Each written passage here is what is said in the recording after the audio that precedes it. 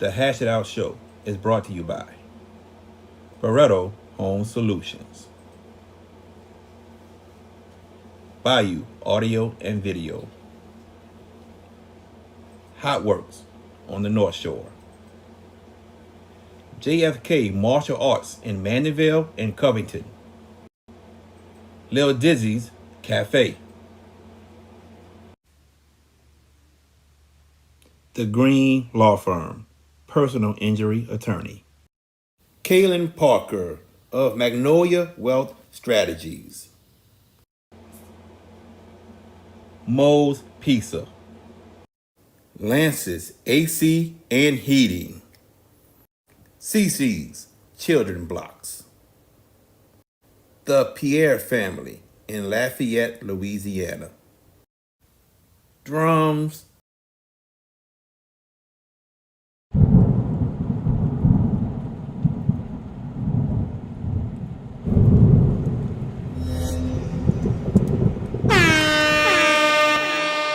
Hands up, hands up.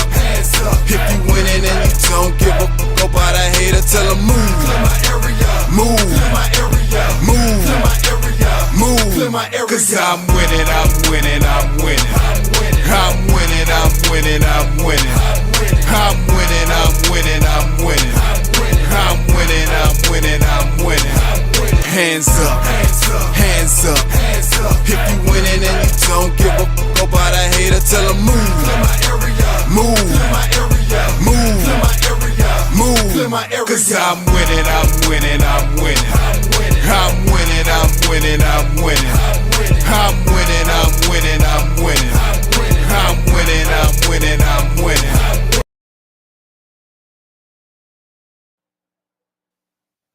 What's up, everybody? Welcome to the Hash It Out Show. I'm your host, JB, the Sports Guy. We got a good one for y'all tonight at 7:25. The head coach of the Riverdale Lady Rebels basketball team, Coach Kiera Burke, will be joining us. She got them off to a hot start at 13-4, and they're looking to do big things and make a deep playoff run. So we have her at 7:25. We're going to talk about the NFL Conference Championships also, and we're going to talk about a little bit of the college football championship that just happened. But you guys know I can't do it without two other people that joins me every Tuesday and Wednesday, pretty much. Even though we had a snow day yesterday, I got the one and only George Peppers. What's up, GP?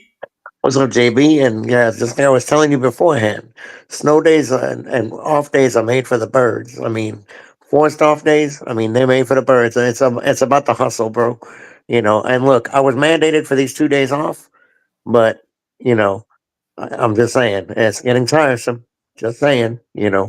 But I had a little issue, wanted to share real fast that I'm recovering from. So if I don't look 100%, I'm not, but I'm fighting. I'm going to be all right, y'all. Be all right. But I think somebody Exactly. else gonna disagree with you about these snow I days know. and all that stuff. The one they call VK Jones. What's up, VK? What's going on, people? Like, tag, share, subscribe to the Hash It Out Show on all social media platforms. Log on to the hashitoutshow.com. I think it's different Oh, when you have children. I think it's different. Like, I ain't gonna lie. Like, George, you've been there before, being married before and stuff like that. You know what yes. I'm saying? It's different when you have family around you. And it's Hmm. different when stresses come out in life and everything else. There is a time that a lot of times, and to be honest with you, looking at and I experienced now many slow days, even in Mississippi. It's a welcoming time. This is a time to relax and everything else a little bit. And I kind of like snow days more than running from hurricanes. Just being honest, is it the fact that it just depends on what kind of snow you get. But this is like a once in a lifetime event. Like this is the most since the 60s. So it's something memorable, especially if you have family. Even if you don't have family, it's memorable. But I understand the people that, need to go back to work. People are cooped in and stuff like that. My only question is, have y'all ever taken vacations? Cause I think some of y'all ain't took vacations in a while, and that's why We y'all look. have. Yeah, I haven't. I haven't in a I'm, minute, but no, yeah. no, no. I'm talking about. I'm talking about. No, no. I'm talking about. I. This is what I'm about to say. not to y'all two, but to other people. Real vacation, as in going somewhere away. Nothing. It could be cruise. I don't care if you go to Florida, Jamaica, somewhere, even in Canada. Like nothing at all. Your schedule is free, or else you want to do tourism stuff. All That's right. vacation. Can I answer this, Taryn? March Let me 27th. let me March go first. 27th, impromptu Wait, vacation. Me and Jared are going to Houston and watch a real baseball team play. That's the Mets opening game against the Houston Astros regular season. We don't have to watch that farce in the Bronx. Just hold being on, messy. dog. Hold on, bro. Oh, See. hold on, dog. What? I ain't gonna watch no Mets, bro.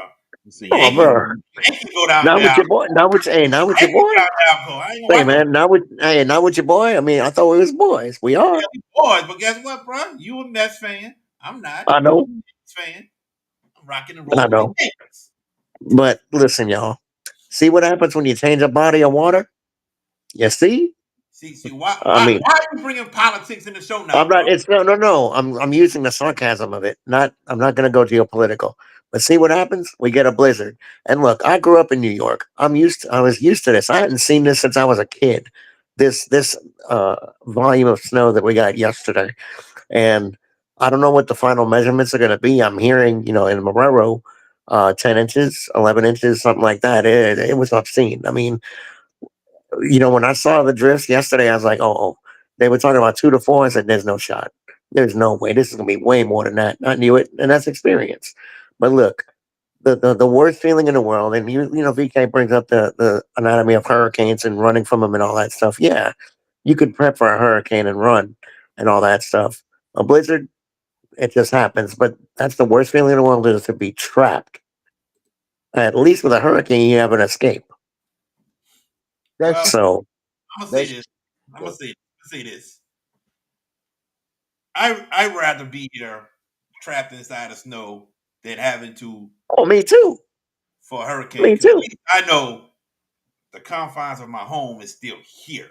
There's a And the lot of heater work. worrying I gotta do on the road with a hurricane coming in. But the thing is, I'm glad I don't live up north. Get out and shovel snow off the whole driveway, get the snow off the cars. Man, imagine having to do that every single day up north. Boy, I know those people miserable. Gotta wake up hours before work just to do that. Yep. Man, well, we got a taste of it this time, and a lot of us have talked, and we like, man, forget this snow. Forget this snow now. Yeah, we got snow. We were happy. But man, we got a blizzard. We got a blizzard, bro. And to We have did. all that snow that just happened, that is crazy. And to get all that snow off the cars, if you got multiple cars, that's more work. Shovel all that snow off the driveway just to make room for your cars when it's time to go somewhere, that's more work. That was some work, bro. Oh, if you got a blower, you blowing the ice off the cars too, that's more work, bro. Work. And I get it. I get it. The difference between the North and us, the North is already equipped to where everything happens. Like even we got to do the work Yeah, it's regardless. equipped, but I'm talking about physically. What you talking about physically, like I'm home about wise? physical labor. That's what I'm talking about. You Getting up talking about every home day, wise? shovel that snow, Yeah. getting off You the talking about car. home wise? No, Yeah, that's what I'm I get talking where about. you coming from. No, I get where you coming from. I'm just saying the difference. Like sometimes the South is not equipped for that, but thank goodness we were ready for it. But at the same time, the North, it's every year. But I get where you're coming from, the physicalness of it, and I kind of feel your pain on that because yeah, I had to do some clean because that's all that. Oh no.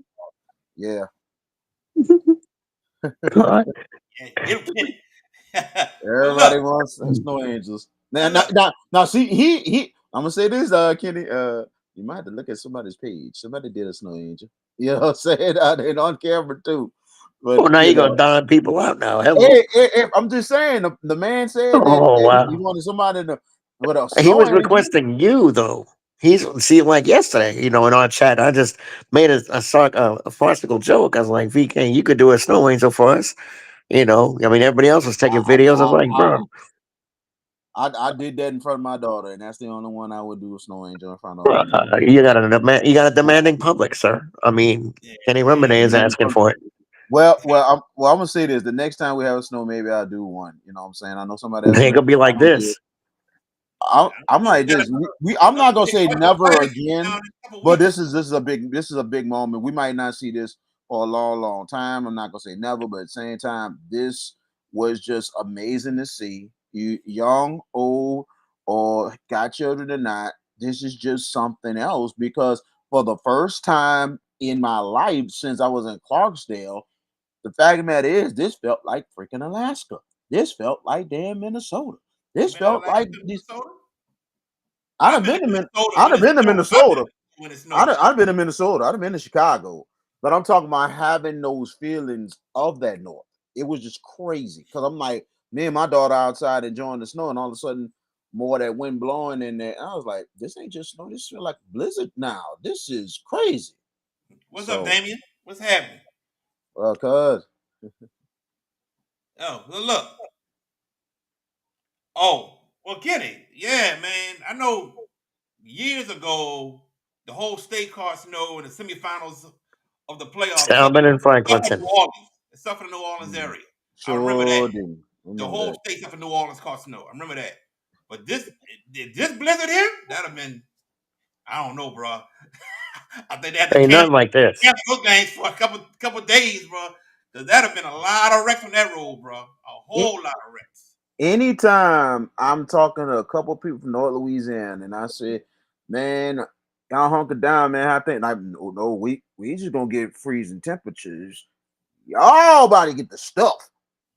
Y'all about to get the stuff. And we talk about multiple people from not know from North Louisiana said that. And I said, wow. And hard to believe when Tuesday came around and it's like, oh my God. And not just the fact that New Orleans got it, the entire South got it. Yep. Lake Charles, from Texas to Lake Charles, Louisiana, all the way down to what I heard, Panama City Beach, 9 inches caught some fell in Panama City. snow. 9 inches fell in Panama City. Oh my God. Yeah. My Yeah. favorite place gets snow. It was I knew awesome. Tallahassee got it, but Panama City Beach, wow. Yeah. Went down there. All right. Enough of the snow. Enough of Yeah, the snow. no. Love You of the know. snow. Yeah. Greatest Enough of event, the one snow. of the greatest events in the history of Yeah. my You want to sneak lifetime. that in there, huh? You want to sneak that in I there. had to, You brother. say sneak it in there. We do him a favor because he want to talk about the snow. He want to sneak it in there. I'm telling you, you think about the great experiences you have had living in this city in your time, because you're a West Banker just like me, bro. We all West Bankers, so we ain't just never had. There always been certain times in our lives, sporting events, any kind of events in our lives. We just witnessed two critical moments, and it just happened this year. Well, look, DJ, A, I a ch- got one thing for you. yeah, but Go outside and jump in the snow one more time for yourself, brother. Go ahead and do that, bro. That you love it so much, you Swan know? dive. All right, well, we're going to move on. Monday night, Yes. the day before the snow, we had the national championship between Ohio State and Notre Dame. And Ohio State jumped out big on Notre Dame, but Notre Dame started making a comeback, but it wasn't enough. And I will start first. And like I told you, George, I wanted to choke Marcus Freeman. Not literally, I know. just talking, man. You know, because I like Marcus Freeman. He's done a great job over there at Notre Dame. But 3rd and 11, and you have the chance to get the ball back. Why in the hell you go cover zero and blitz 7 on a 3rd and 11, leaving your corners on an island by themselves, going up against Jeremiah Smith and Emeka Egbuka? Why? Why couldn't you just play a zone, keep them in front of you? They catch the ball, make a tackle, 4th down. Why? I cannot get over that for nothing in this world. Just like I can't get over the toss play Texas did from the 1 yard line against Ohio State. I just don't get it. Play the zone defense. That is it. You probably stop them and you get the ball back. That's it. I don't get it. I mean, football is not that hard. 3rd and 11. You know they're gonna throw. It's not like it was 3rd and 3. 3rd and 3. You want to blitz? I get it because they probably looking for a quick short pass. They went deep on you. Jeremiah Smith gets behind a cornerback. Make no sense. Zone defense would have been perfect. Perfect. George Peppers. There was two sequences in that game you failed to mention. You mentioned the Jeremiah Smith, and that Jeremiah Smith one, and that's the most egregious. Why, when you're down big, you got Michael Jeter coming out there kicking a field goal? You need touchdowns. Ohio State was rolling you guys, and you need six, but you go for the field goal, you miss it. That's one. The other one, I forget the safeties. What's it? The corner of the safety. He saw Jeremiah Smith in motion, Oh, that and play. Yes. and he was like, "Hey, wait, where's the corner?" And the corner bit, and he was wide open. Man, he could have crawled into the end zone. I was like, "What is Or going on quit here, at Notre him Dame?" and just ran because he thought he was going in motion and took his eyes off him. It's man-to-man coverage. Keep Right. your eyes off him. Keep your eyes on him. That touchdown doesn't happen. I mean that is a future NFL receiver you got there in Jeremiah Smith. And Mika Ekwuka is going to be another NFL receiver. He's a first rounder in April. Book it. With that said, could you imagine the collateral damage if Notre Dame would have won this national championship? As far as those that are saying, you need to play in a conference, you need to play in a conference. Well, guess what? Had they won against Ohio State Monday night, they would have stuck it right into the face of it. They would have stuck it. And to me, as a Michigan fan, those are my two biggest rivals: Ohio State, Notre Dame, playing for the national championship, and all this stuff.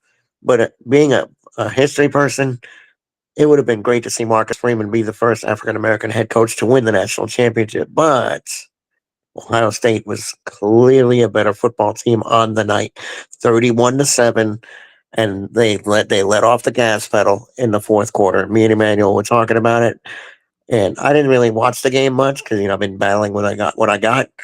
Um, he told me, he goes, dude, Ohio State, plain and simple, they let off the gas, and Notre Dame got themselves back in it. Yeah. And to Notre Dame's credit, they didn't quit, VK, and that's the testament to Marcus Freeman and what they've done. And when they had that first drive, 16 plays, 75 yards, 9 minutes and change, and scored to go up 7-0, I thought that's the style they got to play. That's what they got to do against Ohio State. But speed, perimeter, defensive speed, too much. I think the Buckeyes were a better team. And you know what? Where are all the cat callers now for Ryan Day's job after they lost to Michigan? Where are they at? Hiding. I, I said Ryan Day shouldn't get fired. Period. Even though Not at before all. I said that, but he ain't get fired now. Reggie, you like the blitz on a 3rd and 11. You like the blitz call. 3rd and 11. You're a fool. You crazy. You crazy. Tell me that was a third Massively. and 4, a 3rd and 3, maybe even a 3rd and 5. But a 3rd and 11, you like a blitz call? Are you serious? No way, man. Ain't no way. You covered too. No, man, you could have been a cover 2 man. Could have been in that. Yeah, You telling me exactly. with the blitz call on the 3rd and 11, right then and there. Nah, bro. Disagree with you I'd without fire you no. as a coach, Reggie Johnson. I'm just telling you, I would fire you as a coach if you called that on my staff. I would can your ass. Oh, VK, go ahead. Hmm. Well, where can I start? Where can I start? Well, basically, and me and Jared sometimes disagree, but I ain't gonna lie, I'm gonna agree with my man on this one. I'm agree with him on this one. Nowhere in the world you leave those two receivers, especially Jeremiah Smith, and one of the people on the TikTok call him Thanos. He's actually one of Thanos's kids. The way he Mm. been playing these last couple weeks, no way in the world you leave him alone. No way. You have to double him. You have to.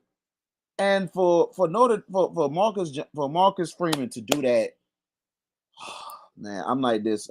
He's a great coach and everything, but I hope he takes this lesson going forward. This is a lesson he's got to learn. And now you're 0-2 against your alma mater. You got to find a way to knock them off if you face them again. It's time to stop being scared of your former school and find a way to bust their butts. I don't think he's scared now. It's not. I don't think that's that. I don't know about that. That sounds like being scared if you're gonna go ahead and do a damn not a zone. instead of That's how it going goes. what But makes sense. VK, I don't. That's let a me bad let Not me call. say I'm not this. gonna say totally Great call. scared, but I'm just Not saying like, scared. hey, It was a bad That's decision to make. that call's not on Marcus Freeman. That's on Al Golden, defensive coordinator, who left today. that I is don't know if you true. guys saw this, but That he is true. resigned at Notre Dame to take the DC job at Cincinnati with the Bengals. So Oh that's his wow. call. That's not Freeman. Marcus could have That's moved. not on Marcus Freeman. Marcus should have Marcus could have went over overrode that him. call. Marcus could Hmm. have went over that call and said no. Hmm. I agree with that. Open make. You can do that. Yeah, it's Golden's call. He Yes, was DC, but I'm just saying Marcus could have went over that call. and They overrule should it. have. Say, hey, that's what he should have did. You know what I'm saying? And for some of the decisions, you know, he's got to take that in account to going forward if they're going to really get over the hump and win this championship. He's done an unbelievable job with this program. And, I think Notre Dame, I think they still shoved it in people that they don't need to be in the conference because they got right into the playoff. The biggest thing about Notre Dame and the fact of the matter is they're not going to go in a conference. They're going to stay independent in the football because you have to think this is common sense for Notre Dame. The fact of the matter is the reason why they're not in the conference because you look at their schedule, they play a lot of the best teams in the country. They have a very few Out of games ACC. against cupcakes. Very few, and a bit of it is ACC. But at the same time, they still play a lot of good non-conference games that covers things up and makes their schedule tough. You know what I'm saying? So that really makes them think, hey, they can stay independent, especially how they did this season. So for Notre Dame, they got a great future going forward, but they just got to take lessons from this loss. For Ohio State, Ryan Day, man, he's good to go. 87% of his games that he has won. It's amazing. Now he has a championship, but hasn't beaten Michigan, and he's the man right now. I mean, probably maybe the highest winning percentage, maybe out of the four national champion coaches. So that's amazing in itself. Better 87%. than That's Tressel? Better I than Jim Tressel? it might be close to Tressel. I think Tressel won a Tressel like bunch. eight. I think he won 89%. Tressel won 89 or 90, one of the two, but he's close to it. But I'll 87 is say really good. I'll say this, Jared, and I go back to you. What does the Ohio State Buckeyes winning this national championship tell you now about the landscape of conference strength? It's no longer in the SEC. Proof point. It ain't about Michigan. Ohio State. It's just No, it's it's NIL. Michigan and Ohio State going back to back, beating SEC teams on their way to their respective national championships. Michigan, I'd love to bring this up because they knocked off Alabama last year, did it again in a bowl game this year, two in a row. And Texas being the carrier for the SEC, going out against Ohio State and Notre Dame knocking out Georgia, who won the SEC championship. What is this? The landscape of college football might be shifting a little bit. And look at how strong the Big Ten is. Oregon was the top seed in the whole tournament. How many Big Ten teams made the 12-team playoff? Oregon, Ohio State, Penn State, one, two, three. That's it, right? Three of the 12 teams were the The SEC team made it. two, Texas and Georgia. I mean, God, no, boy, you forget Tennessee in there. Tennessee, And Tennessee, three. Tennessee, Georgia. Tennessee, but they weren't, but they got in. We don't count those that show up and get blasted on the road. You know, I'm gonna all I'm say this. saying is that, I'm gonna say this. I'm gonna say this, George. all right, Yes, the landscape has shifted, and you're trying to say it's shifted to the Big Ten, and it has. I can see why you say that, Mhm. but I'm gonna say that it's because of NIL. It's because of NIL. And Nick Saban said it best. He said when he recruited players, players told him they want to play in the SEC. He said now that's not even the case. It is how much you paying me. And I think due to NIL, that's the reason why the Bryce landscape. Underwood is the best example of what you point, Jared. Bryce Oh, Underwood, 10.5 mil going to Ann Arbor and swiped them from LSU. So, see, that's just making your point. Is yep. that is why I brought that up? It's just making a point. But at the end of the day, now our collegiate football season is completed. We do have the Senior Bowl this weekend. For those draftniks like us that VK hates the draft. I know you like the draft, Jared. Um, you know, I wouldn't say all that. Look, I picked Notre Dame to get to the final on the they had an ESPN contest, and y'all thought it was crazy that I had Notre Dame in the final, but they got there. I just saw what not many people did see. I saw a defense that I thought was elite, but they were overmatched Monday night. I think So Monday night. let me stop you right quick. Let me Go let ahead. VK let me let VK get a word in quickly because we got to do our commercial break and then we got to get in Coach Kiera Burke. Go ahead, VK. Yeah, but plain and simple, I think Jared makes a great point. NIL has really changed the game. It really changed the game. You look at Ohio State; they said the best team money can buy. They had the highest like revenue this year for the NIL for any team in college football. So you look at what they had this year, but then on top of that, yeah, the Big Ten, yeah, they made a turn. They made a huge turn, but don't be surprised the SEC might make a huge comeback next year. You know how it goes. They have one of those years, they have a hiccup. We seen it in 2014 when Florida State won the national championship and the ACC really reigned that year. And then the year Clemson won the national championship, the ACC did the same thing. SEC was down. So trust me, SEC has some hiccup years, and it's been 2 years now. But I think the SEC is going to come back very strong next year. All right. We're taking a quick commercial break, and when we come back, the head coach of the Riverdale Lady Rebels basketball team, the one and only Coach Kiera Burke, joining us right here on the Hash It Out Show. Hi, my name is Micah Higgins, head boys basketball coach at Bonneville High.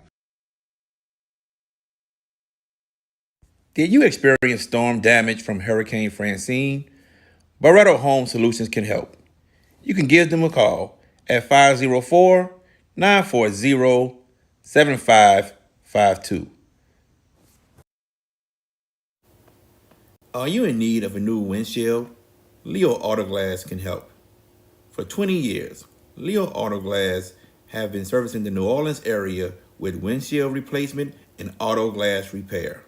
Give them a call today, 504 301 8353. Green Law Firm is a full service law firm specializing in personal injury, criminal law, successions, and family law. With over 25 years of experience, the Green Law Firm continues to provide efficient, competitive, and effective representation to clients throughout the state of Louisiana and all across the nation. Consultations are free. If you're looking for results, call the Green Law Firm at 504-328-3990. That's 504-328-3990, located at 931 Westwood Drive, Suite B in Marrero, Louisiana. The Green Law Firm. Hey y'all, this is Jen Hale from Fox Sports. You're watching the Hash It Out Show with JB the Sports Guy, VK Jones, and George Peppis.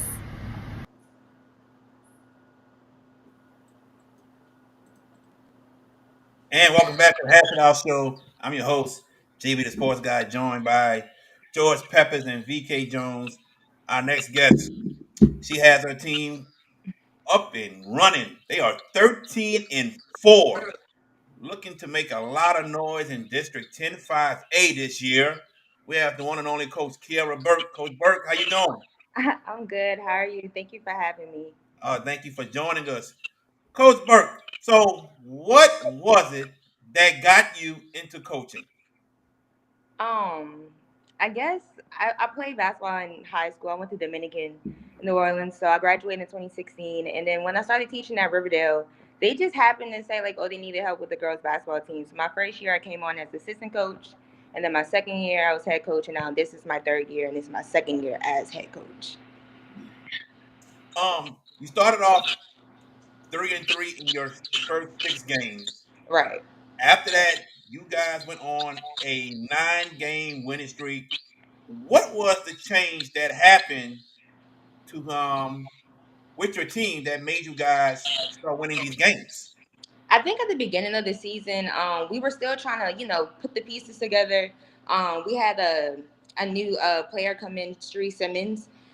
She came in as a freshman, so it was a little difficult trying to put the pieces together. So it took us a little while for us to get started, and we played two good teams in the beginning. We played Booker T. Washington and we played East St. John, which were two really, really good teams. And it was good competition for us to see early on so that we can figure out how to start playing and how to be successful as a team. last year your team made the playoffs. Um, what experience would you say your team received from making the playoffs last year? It was just the intensity, I would say. Last year we were still kind of young. We only had two seniors, so we were still kind of young. So we just had to learn how to play at that high intensity level. In our schedule, we hadn't seen, a bunch of teams that can play at that level. So now that we've been able to play at that level, in the playoffs, and we've been playing, some better teams this year, I think it's going to prepare us for a deeper run in the playoffs this year. So would you say the difference from the team last year to your team this year is that your Mhm. team is playing with more intensity? Yeah, and I think that's part of the fact that we have a few more ball handlers this year, so we're quicker, so we can play at a higher intensity than we did last year. And then now the downfall is that we're smaller, at the 5 and 4 position. But the fact that we have more ball handlers, we can get up and down the court quicker, and I think that's going to help us in the long run. Okay. Um, with you being a coach, and of course you want to win district championships, state Right. championships, but putting that to the side, what is the impact you want to have on your players? I want them to remember to just be themselves for one, and then also on top of that, to be able to face adversity in any aspect of their life. So not just on the court, in the classroom. Like we I'm hard on them about their grades and everything else, because before you can perform in the court, you got to perform in the classroom.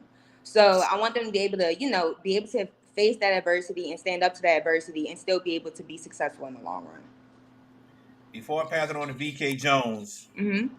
when I do my research online and when it comes to girls basketball, it is hard to find things about girls basketball coaches, especially in Louisiana. But something about you popped up and you mentioned it. You played for St. Mary's Dominican.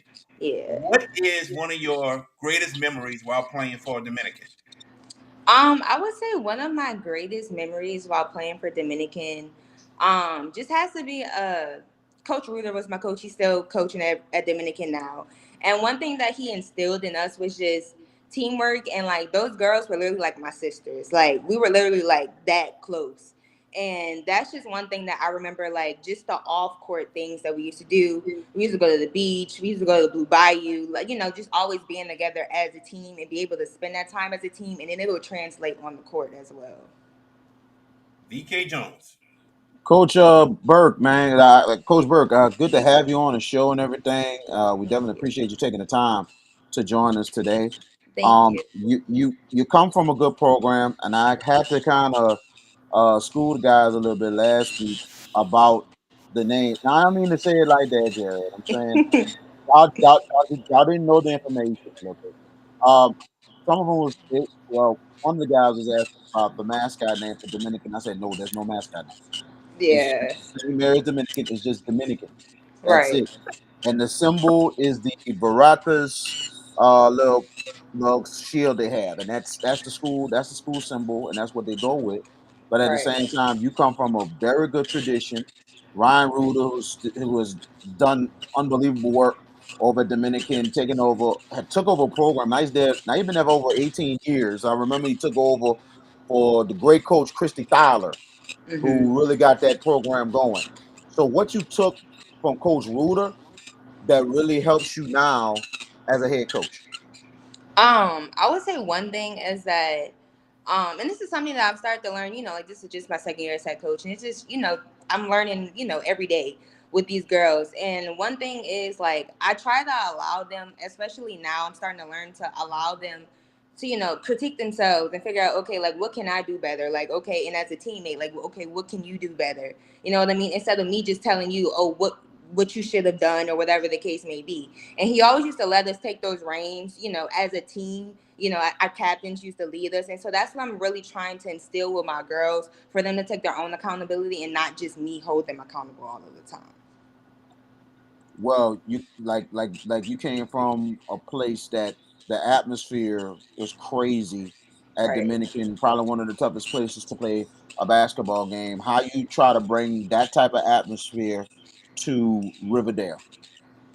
So we've been trying. My first year when I was assistant coach, we didn't have a lot of support for the girls basketball team. It wasn't a program that, a lot of people wanted to come and be a part of, or, that we got a lot of support. So we're trying to get a lot of more people out, and we are getting more people out, which is exciting. And it creates a better atmosphere for my girls when they're playing. You know what I mean? Like, it gives them, the adrenaline rush that they need, the energy that they need from the crowd. And so it's been a big thing, and it's an exciting thing for them too.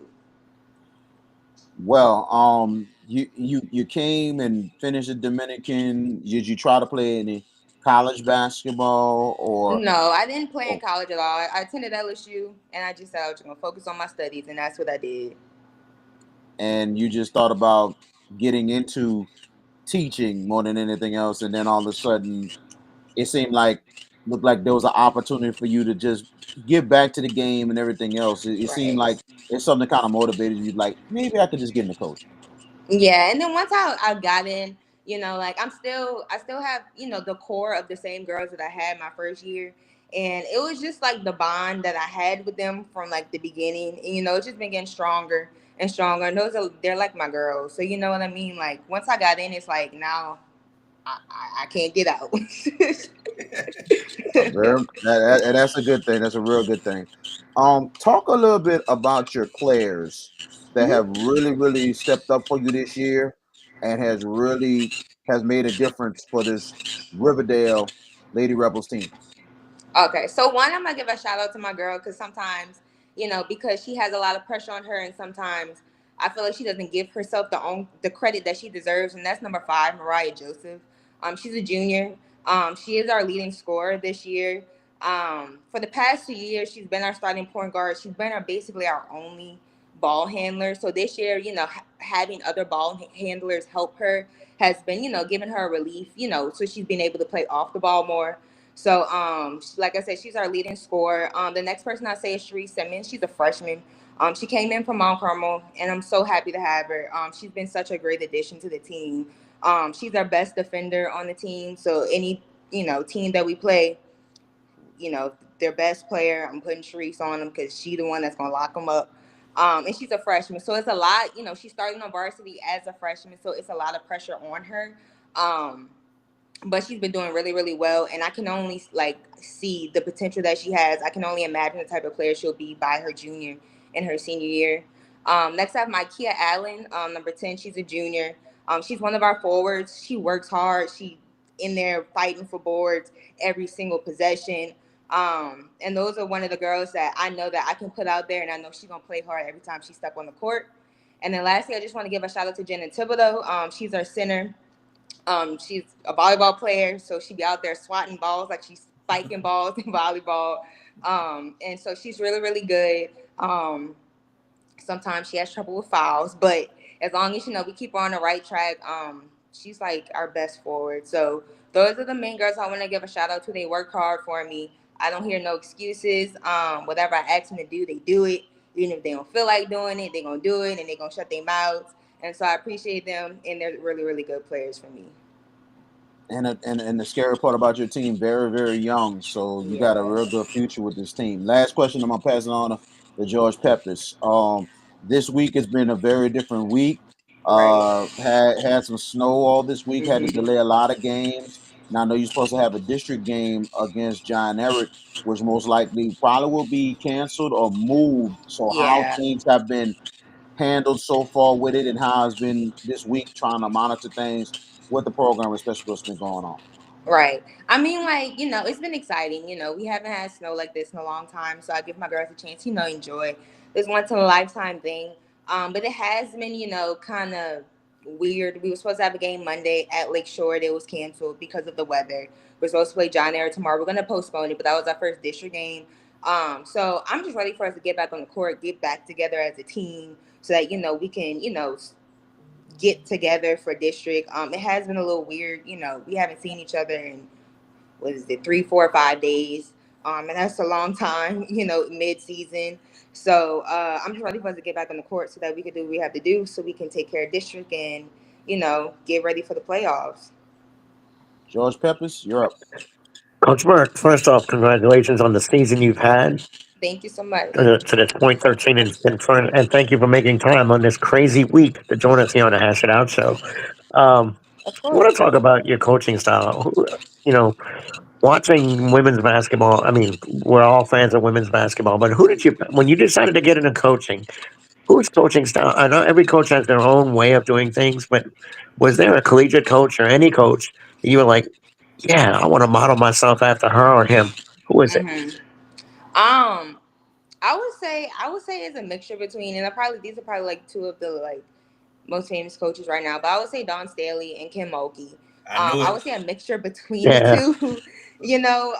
Like I get on my girls. Like I don't let them slide for small things because I know, like I expect the best out of them, and that's what I tell them all the time. Like I expect your best, and I know what your best is. And if you're not giving me your best, I'm gonna be on you until you give me your best.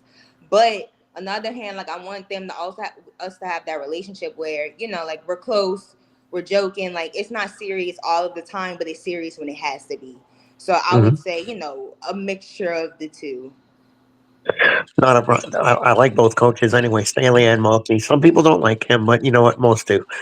Yeah. Um, Talk about the popularity of girls basketball, especially at the collegiate level now. Before we dive into your team, talk about the explosion in popularity of women's basketball. And really, to me, it's very comforting to see because they've always had talented teams from back in, you know, I don't know, I don't want to disclose ages or nothing like that, but, back in the days of the 80s and 90s, before it became popular.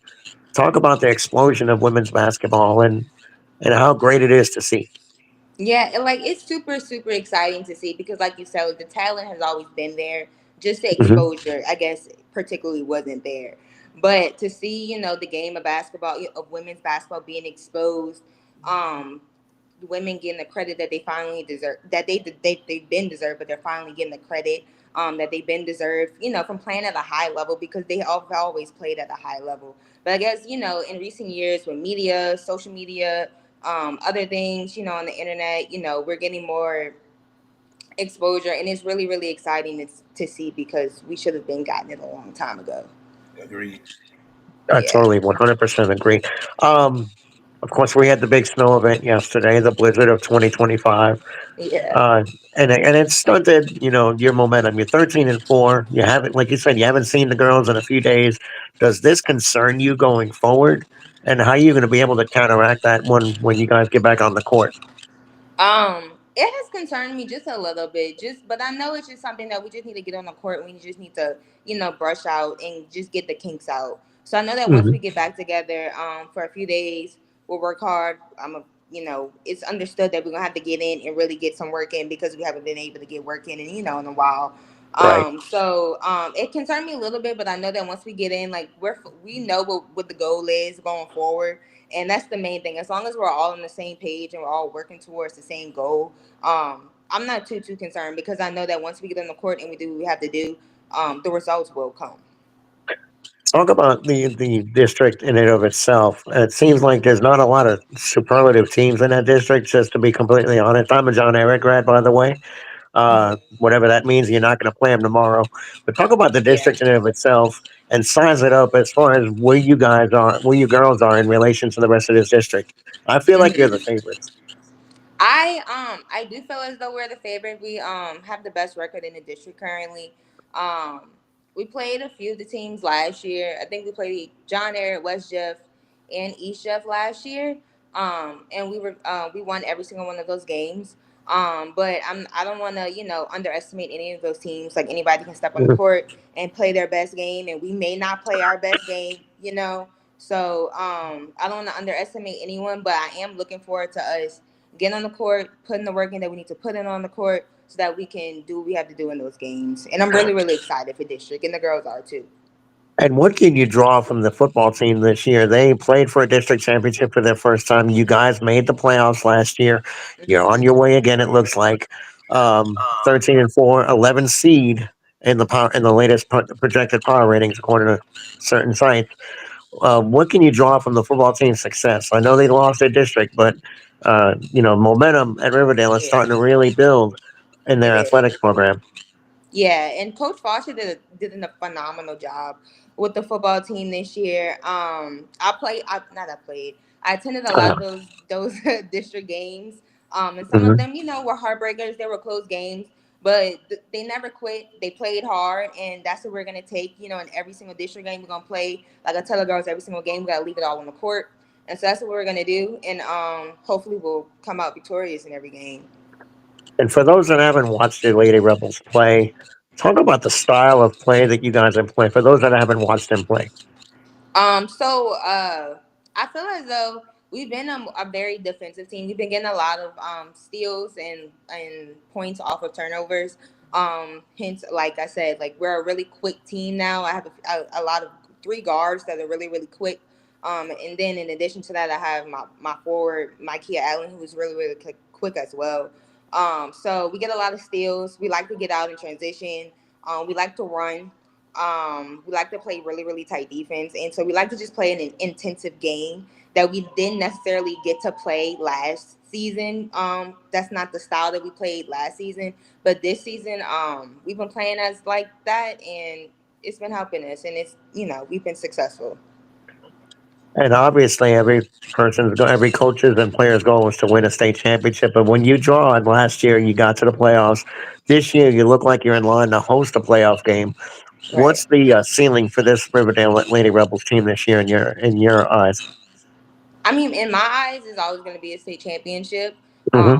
We're always going to, aim, to be the best in anything that we do. But we just got to take it one step at a time, one game at a time, one opponent at a time.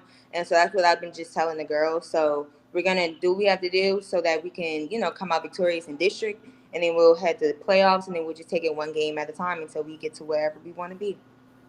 And you mentioned earlier that you don't have a lot of post size. How do you make up for that in your team's play? So we try to make up with that with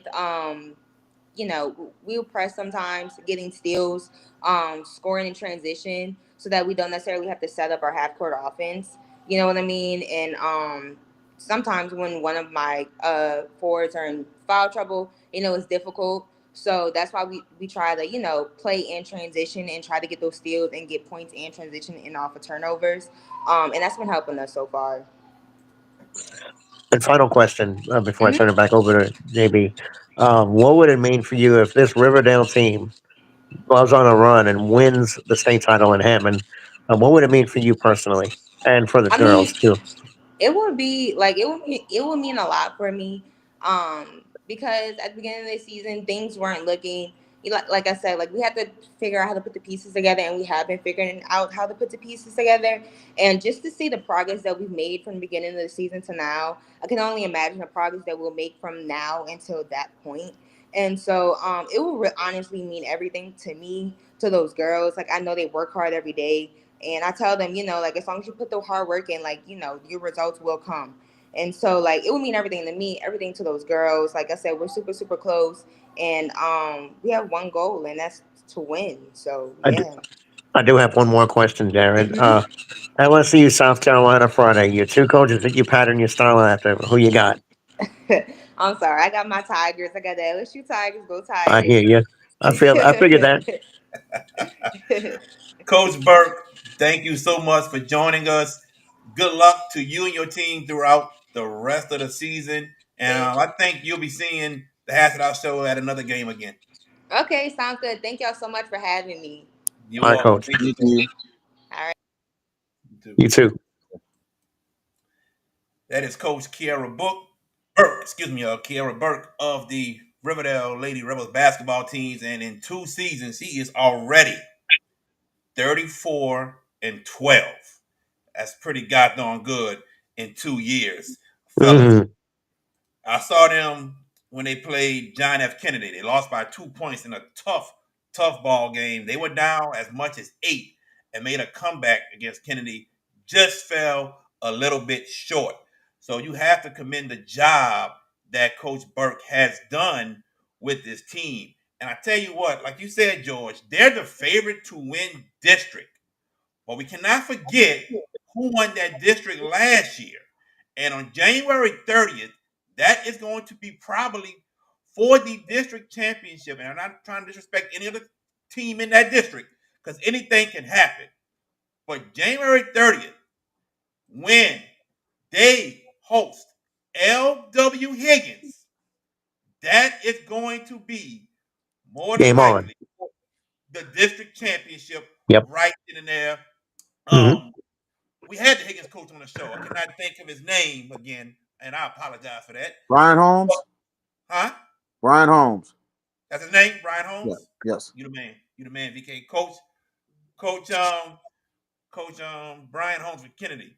Um, oh, I'm sorry, not Kennedy. Higgins. Not Kennedy when Riverdale played. It was Douglas. My bad. Calling me out right there. I see you, coach.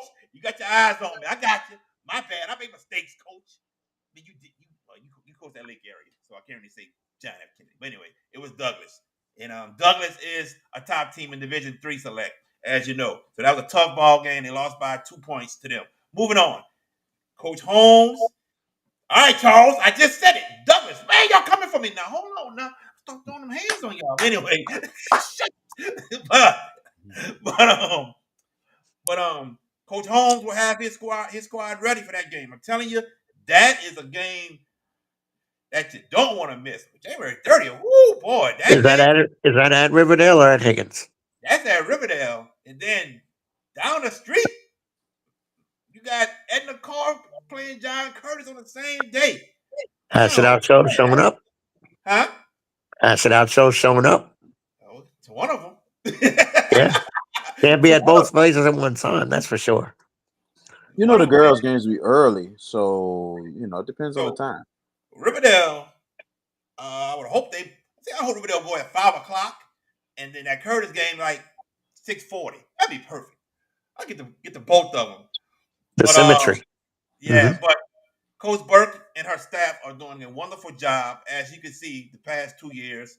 Um, get the host of they plan to host a first round playoff game and get past the first round. That would be big for Riverdale basketball, girls basketball, and big for their athletic department also, especially after what the football team did, George Peppers. What's that? I said it would be big for this Lady Rebels If, basketball team to host the first round playoff game oh, and no get doubt. past the first round. I said it would be big. Absolutely. Go ahead. And I see somebody calling you out on the chat here, getting old JB. At least he's not going to call a blitz on 3rd and 11. We're just saying, or cover zero. But anyway, look, for this Lady Rebels team, I think they can settle it for nothing less than a district championship. Yeah, Higgins is the team they're going to have to beat. That's probably the favorite.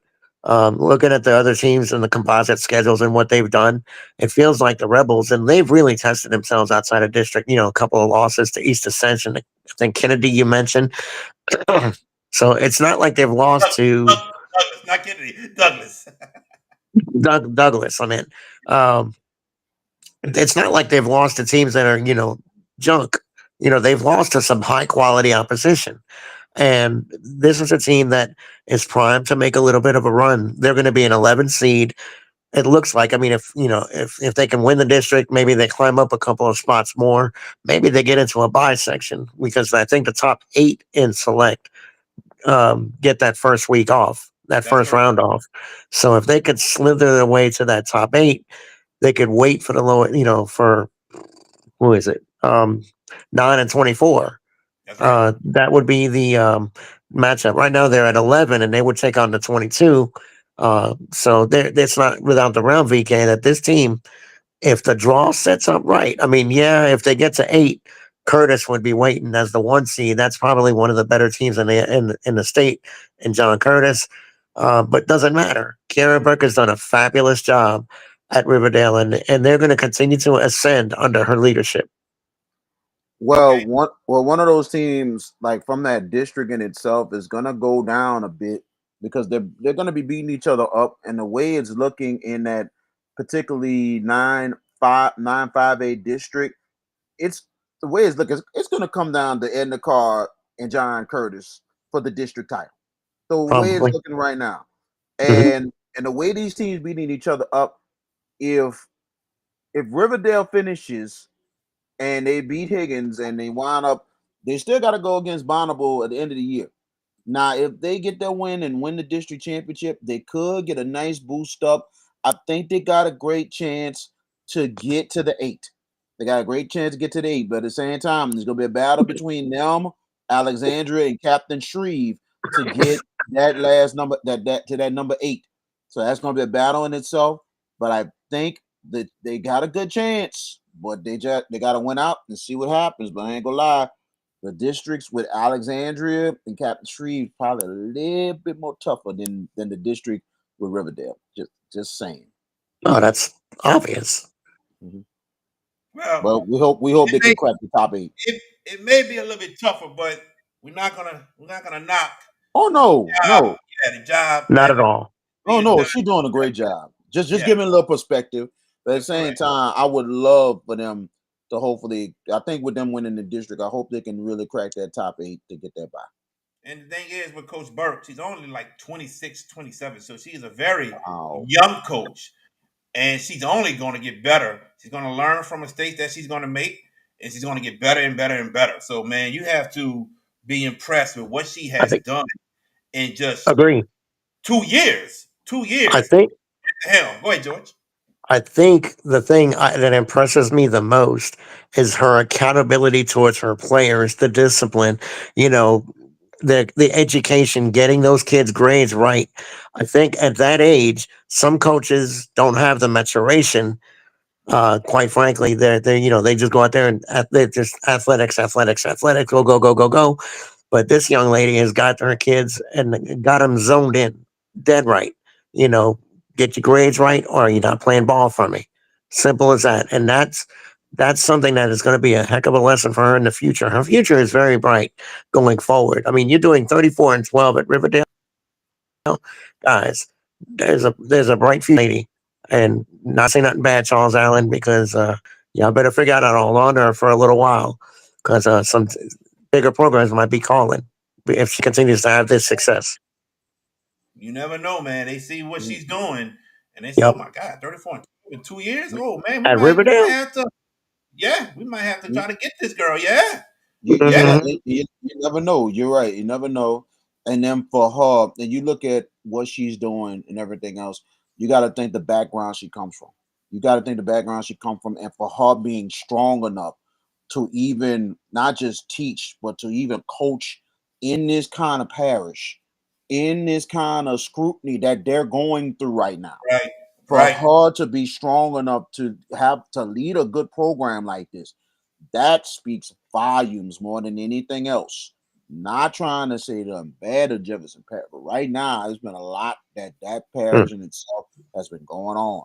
So for her to thrive through these conditions, even though from the background she comes from, I think she'll be at Riverdale for a little bit, but I ain't gonna lie, might be a bigger program that might come through, might snatch up. I wouldn't be surprised, might be a River Parish school. I don't know if it's gonna be one of the privates. I don't know.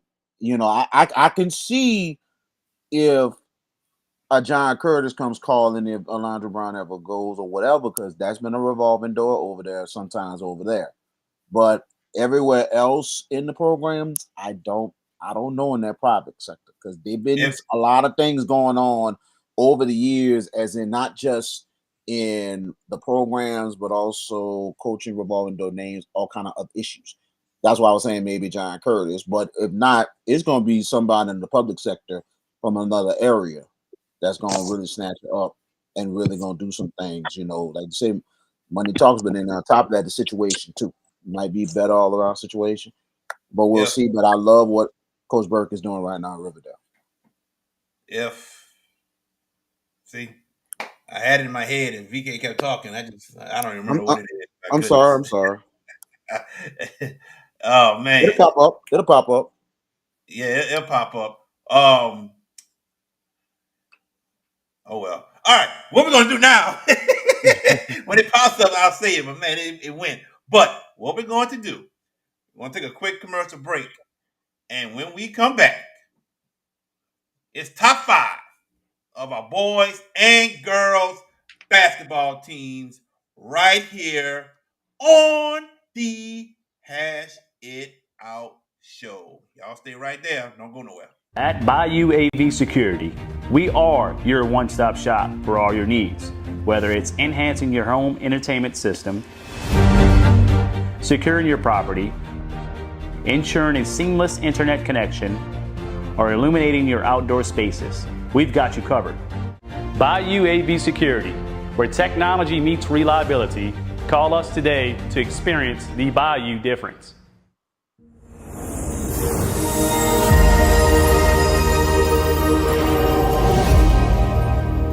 JFK Martial Arts offers a wide variety of martial arts programs for kids, teens, and adults as they empower lives through martial arts.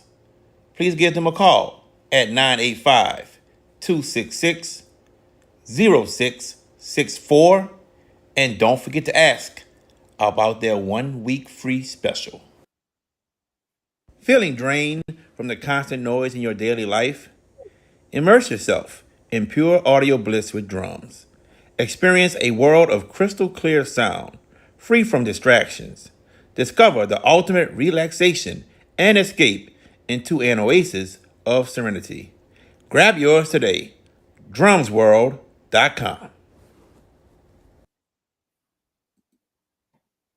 Hi, I'm Erica Randolph, head coach of the Hahnville Tigers boys basketball team.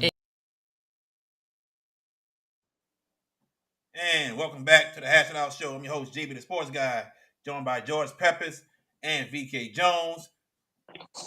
George, there he is. All right, cool. All right, y'all. Let's start the top five. And as I'm looking, two of my top fives went away. I'm like looking at it right now. Two of them went away. I had it on the screen. Okay, I'm gonna try to get it back. But we're gonna start with the girls.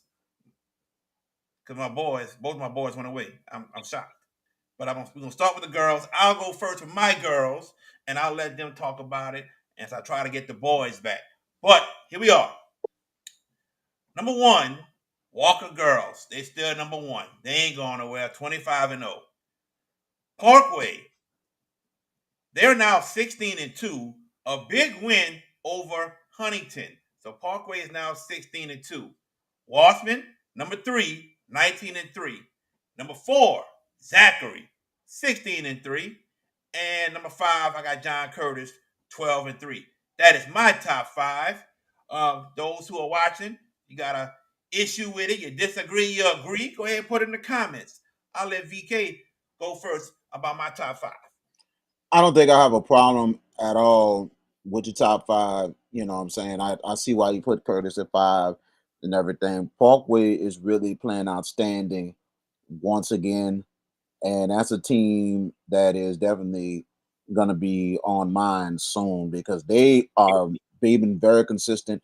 There's a reason why they're the 2-time defending state champions. Mm-hmm. And they, and this is a veteran team. They were young last year that they won that back-to-back title. And Coach Gloria has been doing some great things, and I like what they're doing. And Walker right now, it's amazing. They still undefeated. It's just the fact of the matter is, the question for Walker is, will it finally be their time to win it all? That is going to be the biggest question for the Walker Wildcats. They were undefeated last year, but lost in the semifinals at the buzzer. So, man, it's just been snake bites all over, but they're hoping they can get over the hump. It could be them and Parkway. If they're opposite sides of the coin, they could meet in the state final. That'd be something to be. We can't wait to see that. Walsman, hell of a program. And Zachary, trying to work their way up. You know what I'm saying? But I like the top 5. I don't have a problem with that.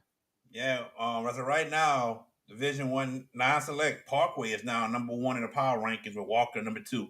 George Peppers. Yeah, Walker's fattened up a little bit with a kind of a cushy schedule. That's why they are where they are at number 2. Yes, they're 25-0. And VK a heck of a point considering that this team failed in its biggest spot last year in the semifinal. I wonder if they are able to get to that point again, will the pressure of the moment be too big again? This is a team that talent-wise, they have it, but they haven't really tested themselves a lot outside of where they play. You look at the schedule composite, the composition of the schedule, it's not great. Parkway is going to be a tough run. Wasserman, Curtis is probably our best chance out of New Orleans to really make a run in Division One. They are the number one seed in Division One Select, so Alondra Brown's program is going to be a problem for some people in the playoffs. How far do they go? They have a chance to really make a big statement. I don't have a real issue with this top five at all. If anything, I would maybe flip flop Curtis and Zachary. Maybe. Okay. Don't mind the screen. I am trying to get my I know the seed. boys top. Yeah, VK's top five. Yeah, so I'm gonna go to VK's girls, and I don't know why this even showing, but I'm trying to get the other screen up. I'm just gonna run through it Mm-hmm. because I'm having trouble getting it. So we're not gonna worry about this right now. We'll just talk about it because Mm-hmm. I don't know why they disappeared. But anyway, VK's girls. Here we go. VK has Walker number one. He has Edna Carr number two. Curtis three. Wassman four. Lafayette Kristen number five. Go ahead, VK. What you got to say Well, about this? like we mentioned, how good Walker is. Carr. The move up to was, look at what they did last week. I mean, an eye-opening win against Mount Carmel, and I mean, Mount Carmel is always there in the district, but for them to do what they did, that is a big time eye opener. And for them, Carr's going to get better and better, especially with their schedule and in that tough league. So, and then they got Dominican coming up in the district. So that is going to be a huge game. And Carr right now is, I believe, the number 3 team in the power rankings. It's right now. It's 1 John Curtis, 2 Dominican, 3 and the Carr. They're So actually tied with Dominican, but Dominican is number 2 due to strength of schedule. right. So it's going to be a great game between them two, and that's why I got Carr number 2. Curtis took a loss that I got him to 3. Wassman, they're continuing to thrive. They're continuing to get better and better. 5 is Lafayette Christian. They're continuing to play consistent, but at the same time, Parkway, I'm gonna say this: they coming. They coming. No disrespect to Parkway. You're gonna be on my top 5. Y'all really handling business this year. They're probably gonna be on there next week because they are really playing some ball, and there's no disrespect to them.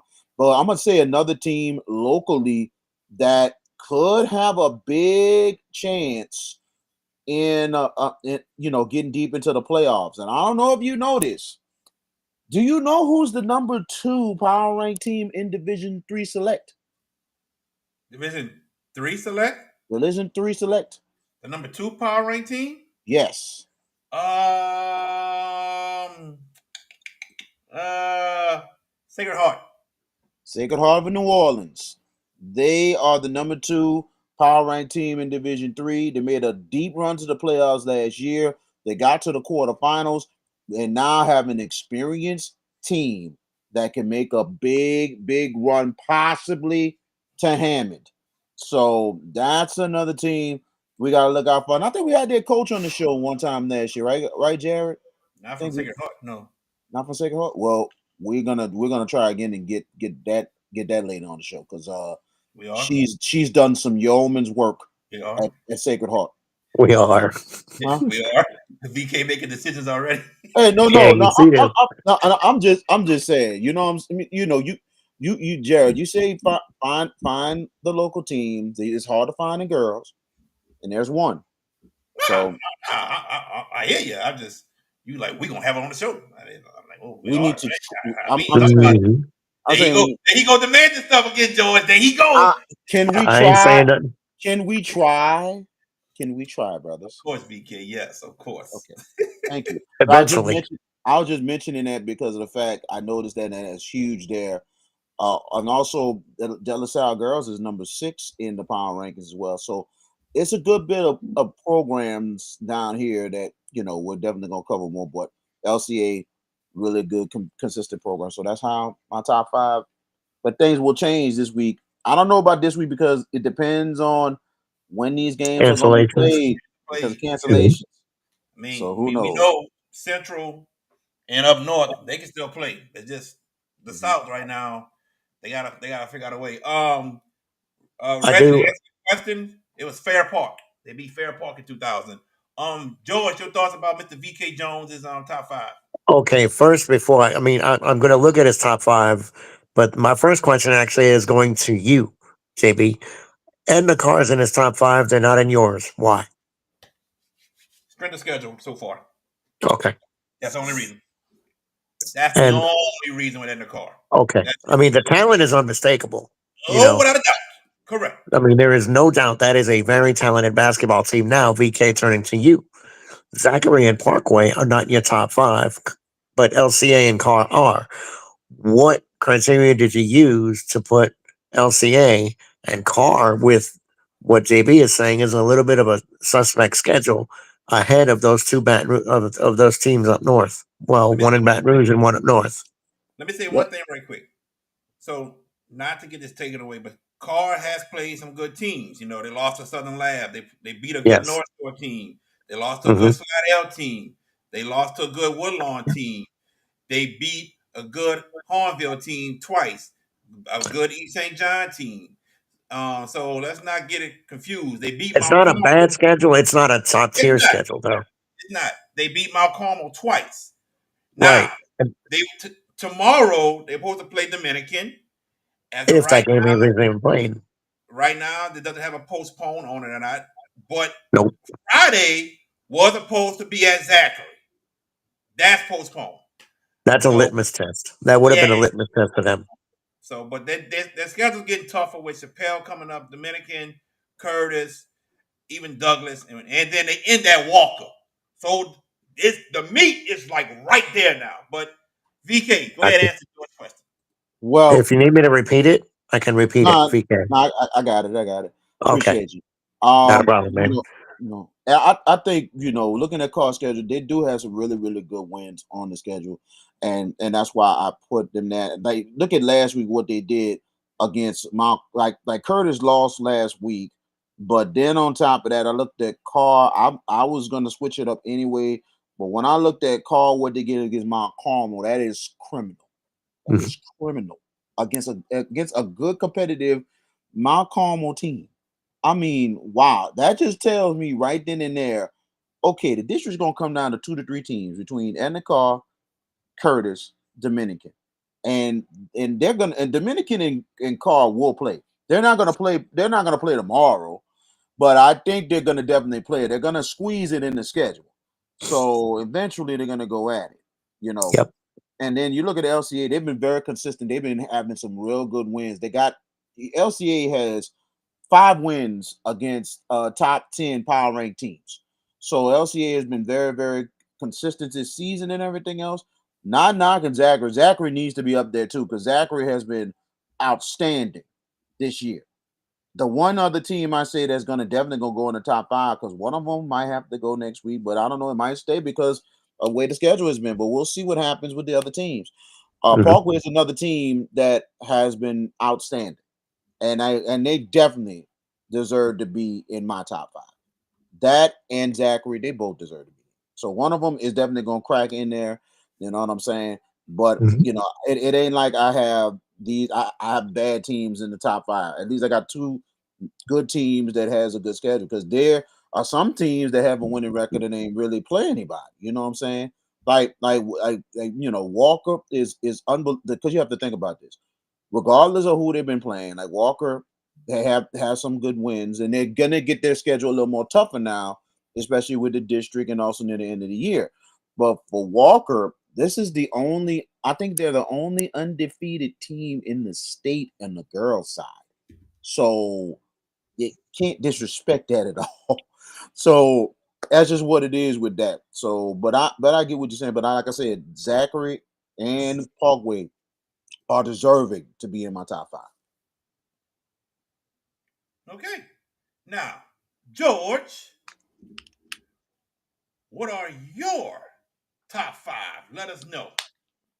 I mean, for me, Walker, it's a unanimous one. I mean, even though the schedule isn't great, they still have won every game that they have put out there. For me, Zachary is 2, Curtis 3, Wasserman 4,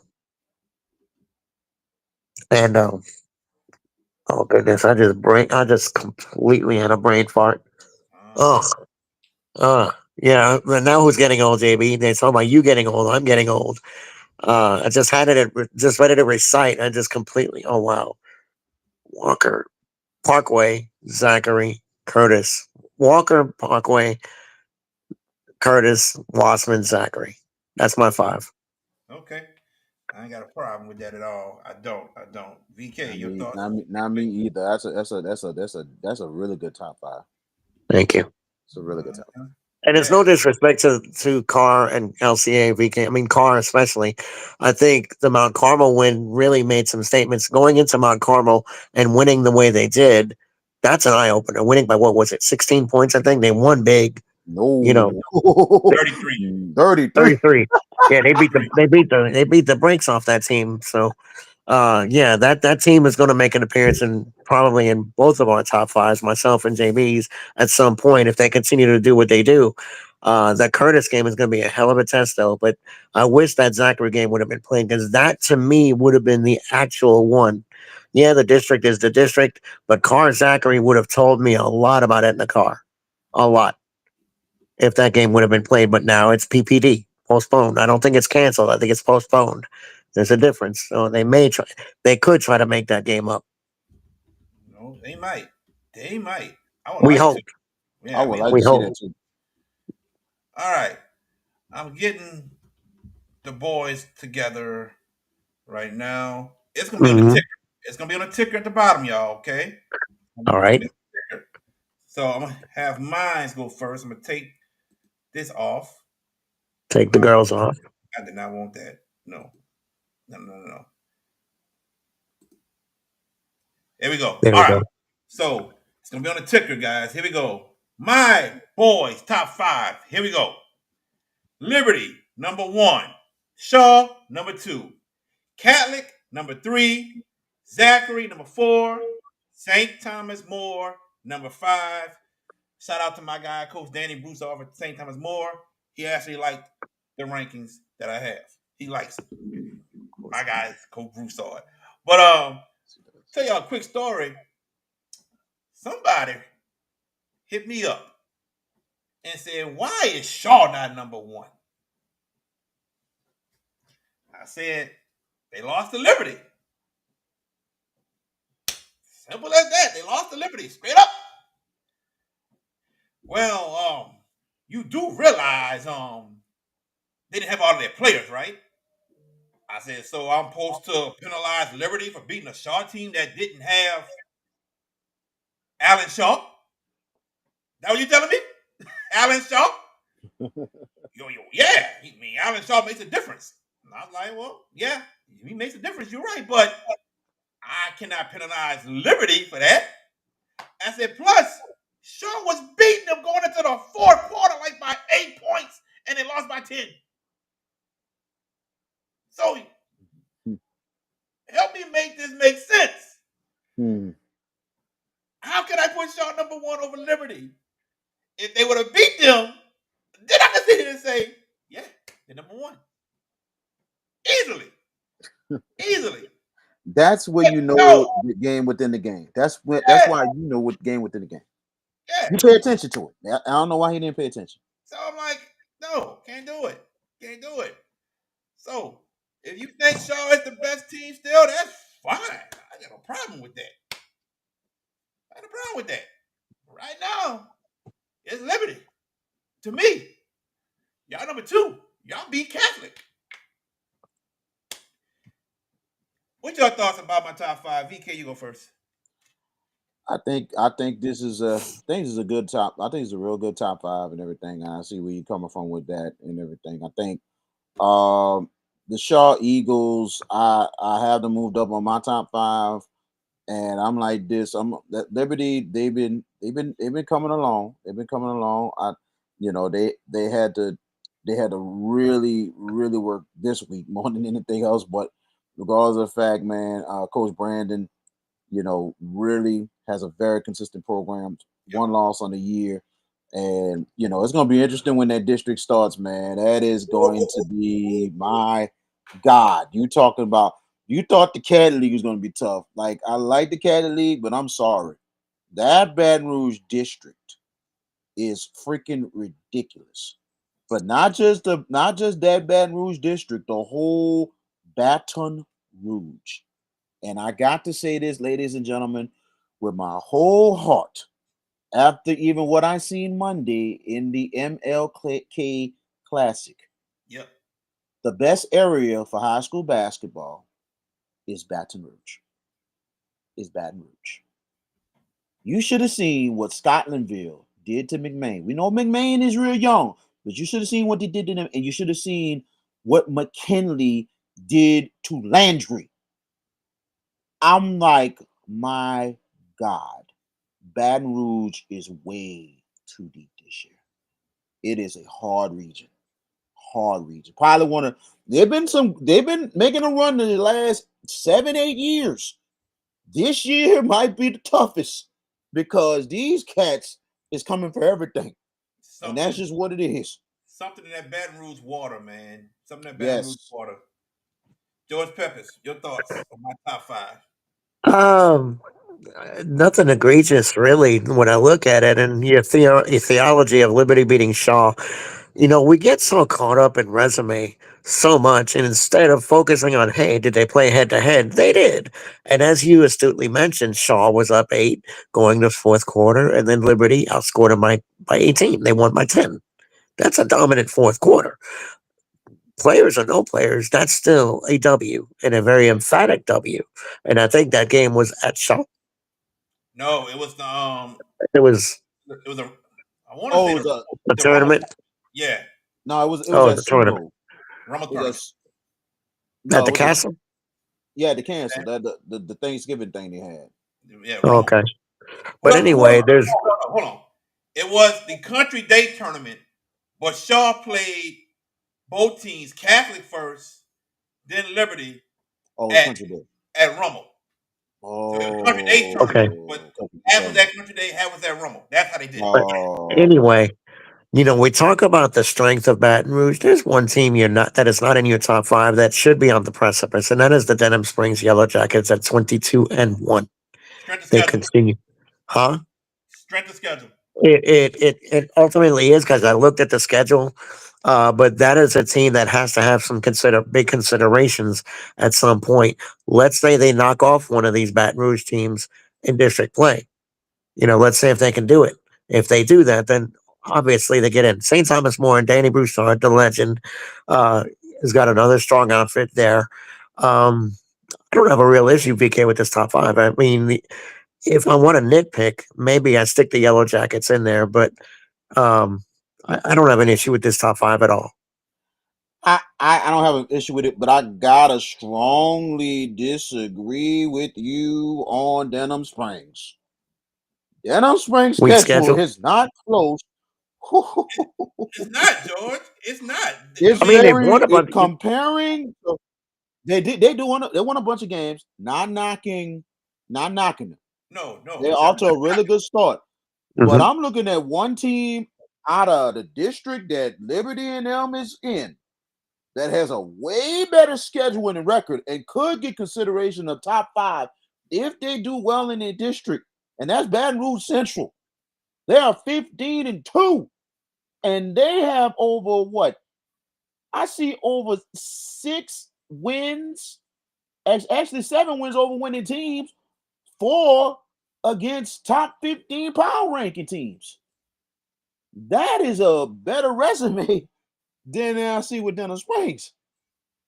Yeah, George. I mean, and I'm not trying to knock them, but Not Parkview knocking them. Baptist, Episcopal, McKinley's up and coming, Plaquemine. They beat a good Bonneville team. They beat a good Vanderbilt Catholic team. That's probably their best 2 wins on this list, George, to be honest with you. And Ponchatoula. Ponchatoula. Those 3 wins are probably the best 3 wins on But the this. composite, but the composition of the schedule is what you're telling me that keeps them out. That's correct. Cause Mhm. there's no big time, like there's no Zachary, no no Shaw, no none of that. No none of They'll that. have their chance. They'll have their chance in that district, though. They're At not in some that point. district. They're not in that Oh, district. oh, they're The not. That's right. no. So we got the Laranja game canceled. Live Oak game was canceled. They were supposed to play Central. They play Central this Saturday. They're at Central Saturday. So that game right there can say a lot. Because It, Central schedule is to me is much better than right now, they got to them postpone on the Springs Central can game. beat Central. That will say a lot. They actually got to postpone right now. Not Central. Yeah, they do. There's a P right in front of it. East Ascension is the game after on the 31st. Okay, yeah, you got it. You're right. So, well, wait to see it then. All right, now moving on. Moving on. We're gonna go to VK's top five. I got it right here.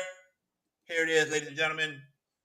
Cadillac and Baton Rouge number one, Liberty two, Shaw number three, Zachary four, and he has St. Augustine number five. I got St. Aug in my top 10 if I was to do a top 10. Um, but he has St. Aug. He has Catholic number one. I wouldn't have a number one due to Shaw beating them head to head. That's just me, but he thinks differently. But it's not a bad list at all. Not at all. VK, talk about this a little bit. Well, like we mentioned, like I said about Jared's right about Catholic losing to Shaw, only lost on the year, but for Catholic, the reason why they're number one, and I'm gonna say it again, the best all around resume in all around state of Louisiana. They beaten another top 10 team in the power rankings last week. They beat Dunham, and also they beat an East Ascension team. So it adds on. It's starting to be a really, really gritty resume. So it's an eye opener. So I'm sorry. I cannot. I would love to put Shaw ahead of Catley, but I can't. You can't ignore it. You just can't ignore what they have. You know what I'm saying? Now, Liberty being number two, they continue to thrive. They beat Shaw. Now, I'm gonna say this about the Shaw Eagles. What I seen in the Shaw Eagles, especially last week against McDonough 35, I'm going to say it straight up with my heart. If the Archbishop Shaw Eagles do not win the state championship this year in Division 2, something is seriously wrong. Something is seriously wrong if they don't win it this year. They have everything this year.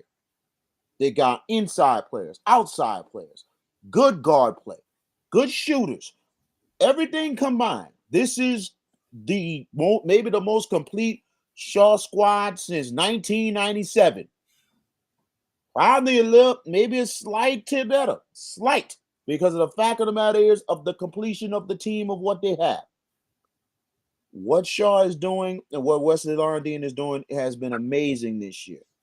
They have to finish the job this year. And I think they can do it and they need to do it because I don't know if you're going to see a Shaw team like that. Probably it might be as good as the 89 team that won it with Gerald Williams and Melvin Simon. That's The how crazy, good this Shaw team is. crazy thing is the '01 team was the best team ever.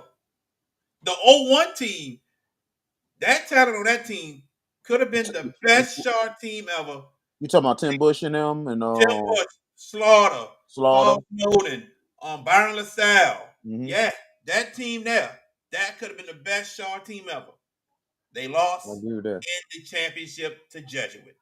That team there. And Yeah. they won't get the recognition of being the best team ever because they didn't win a championship. That's it. And that should have been the back-to-back year. And then you realize most of them players come back the following season. Most of them come back. They could have had a three-peat. But stuff happened. We know what happened. 2017 with Jason Jackson, Torrey Walker, Tyrone Hodges, Brett Jackson, God rest his soul. Yeah, that was a good team too. They weren't picked to win state.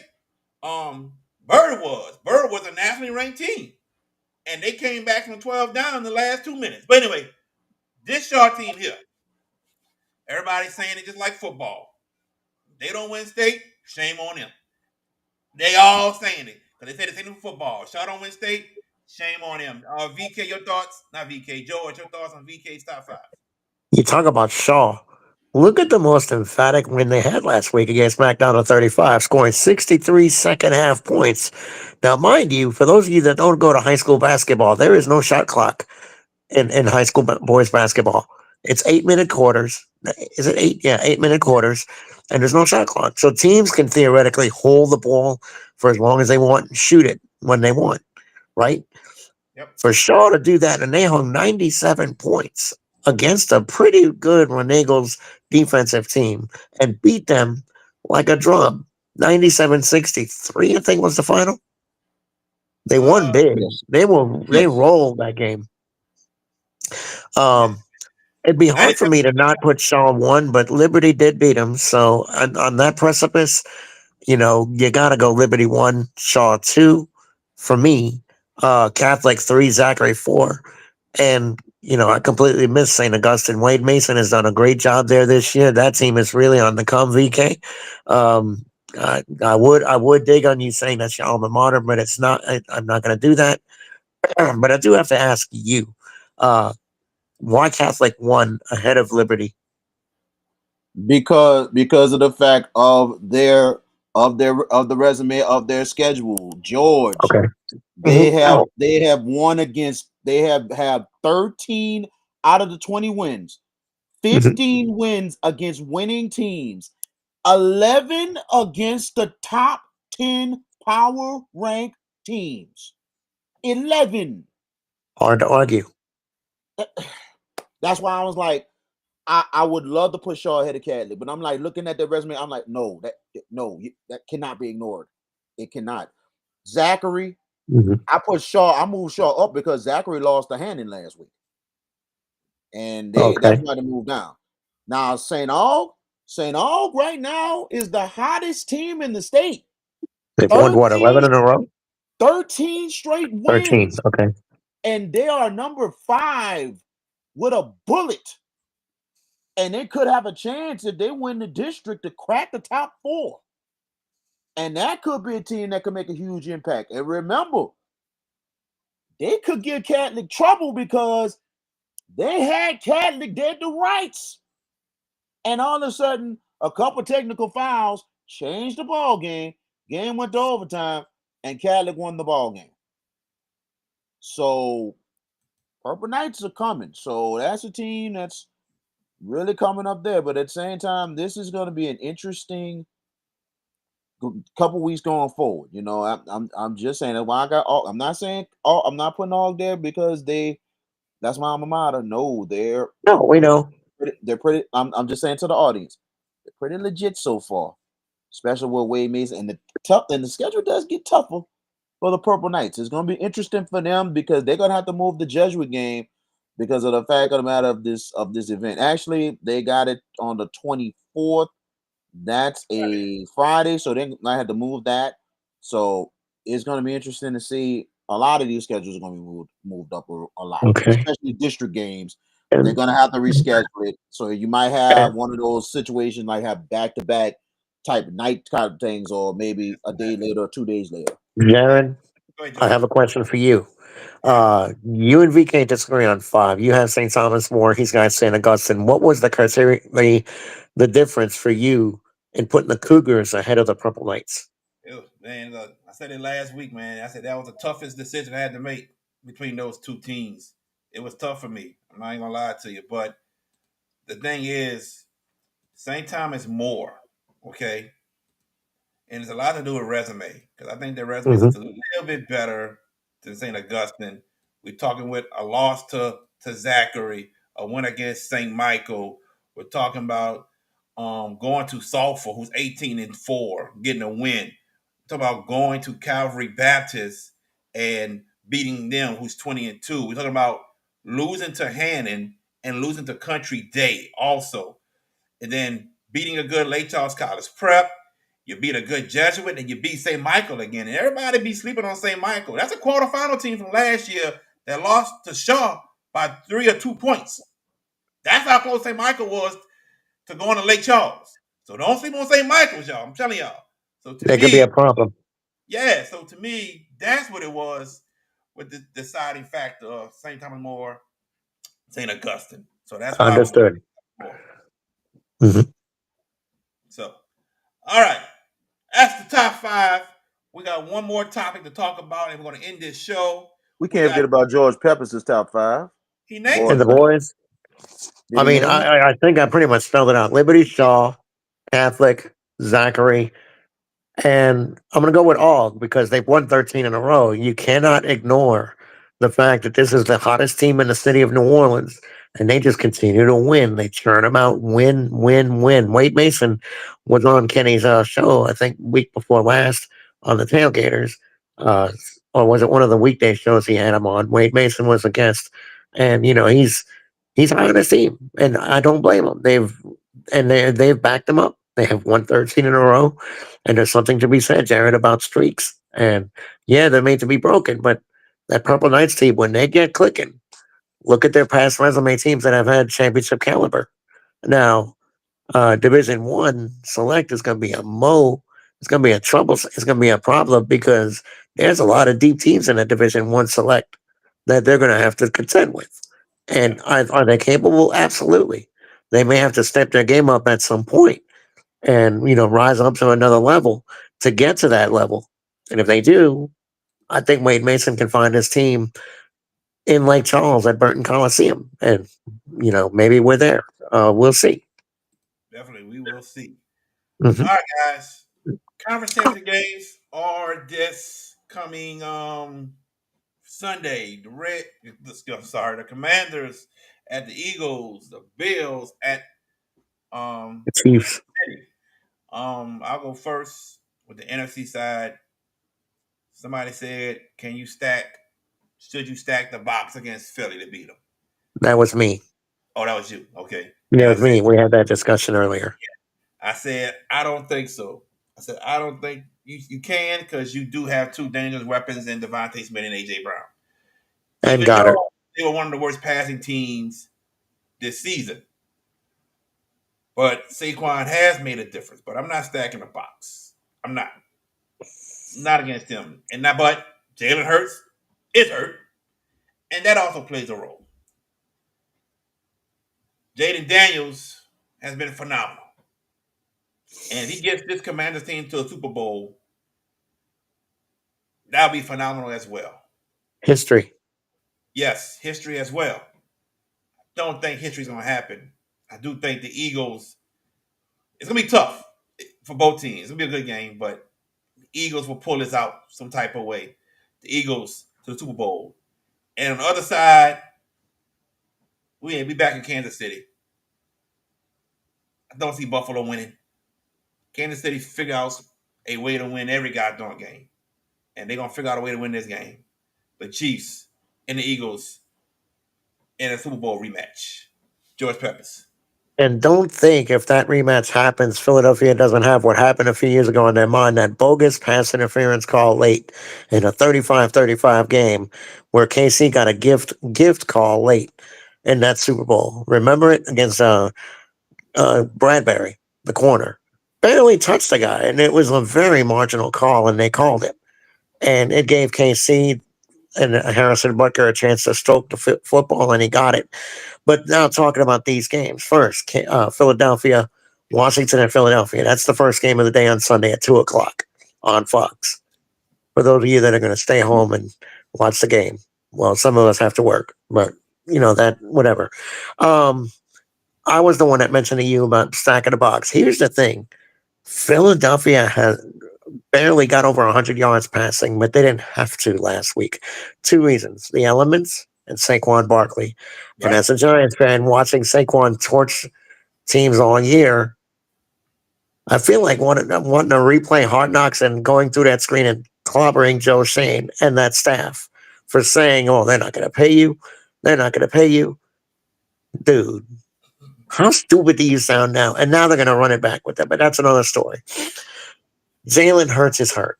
If you saw his post game after they beat the Rams on Sunday, when Aaron Andrews asked him about his knee, he deflected that question. If this was a regular season game, he is not playing at all. He is ruled out. This is the NFC Championship. Different. Now, I mentioned history with Jaden Daniels. It is never in the history of the NFL that a rookie quarterback has led his team to the Super Bowl. It almost happened years ago with Ben Roethlisberger when they were 15-1 and they lost at home to New England. Dan Marino, it did it in his second year when they got dusted by the 49ers in 84. Yeah. Other than that, rookies and the Super Bowl don't exist. It may happen this week. Jaden Daniels, there's something to be said about confidence. That is a very confident football team. And the way they just torched Detroit. And Detroit, for what they've done all year, and Jared Goff, I think what we saw in that game, and the one person that really astutely explained it to me, my mom. She had the Lions. She liked the Lions. But she said, Jared, she asked me a very interesting question. Did Jared Goff prove that he's not an elevated quarterback? I said, yeah. 5 turnovers came off, 3 of them came out of his hands. 3 interceptions, and then they had 2 fumbles. I said, yeah, he's not the quarterback that's going to elevate you to greatness. Look what he did with the Rams in the no call Super Bowl when they lost to New England. The Saints would have mollywopped New England in that Super Bowl, I think, if they'd have got there. But they didn't. I'm gonna conventional wisdom says go with the home team with the better running game. But the Hurts injury is concerning. I'm gonna go with Philadelphia on a last second field goal to win that game. Now Buffalo and Kansas City. There's something to be said about the Chiefs finding ways to win. And I don't want to hear, I've seen all these stupid pictures and these stupid conspiratorial theories about the Chiefs getting calls and they're they got a picture of Patrick Mahomes paying a referee $1,000 to make some calls. It's like, come on, man. Look, teams win close games. They're not going to blow people out. That's not Kansas City. Okay. That is not Kansas City. They don't blow people out. Buffalo, I don't know if you saw this at the end last week against the Ravens, guys, but Sean McDermott coached not to lose that game last week, and it almost got him. It almost got it because they were very slack offensively late, and the Ravens were able to pick them apart down the stretch. And if Mark Andrews catches that 2-point conversion and ties that game, I think the Ravens would have won that game in overtime. And it would have made history had the Ravens won 4 African American quarterbacks playing conference championships. As it stands, it's not happening because Josh Allen and Buffalo found a way to win, and they were very fortuitous. A lot of people are going to pick the Buffalo Bills to win, but how do you go against that threshold? The Kansas City Chiefs just find ways to win, and they're going to pull the mad scientist hat again out. Kansas City, Philly, in New Orleans in 2 weeks' time. And don't forget the flag football game next week in the NFL skills challenge or whatever. I'm just kidding when I say that, VK, but my picks are the Eagles and the Chiefs. But I'll be rooting for JD5 and Washington. But if you're asking for picks, I'm going with the home side on both games. Go ahead, VK. All right. Looking at the NFC Championship game in itself, I think this is going to be a really good game in itself there. I think Washington's defense is going to have to just really step up here. And I know if they can get to I know it's going to be hard to get Saquon, but if they can just slow him down a bit, it's going to help.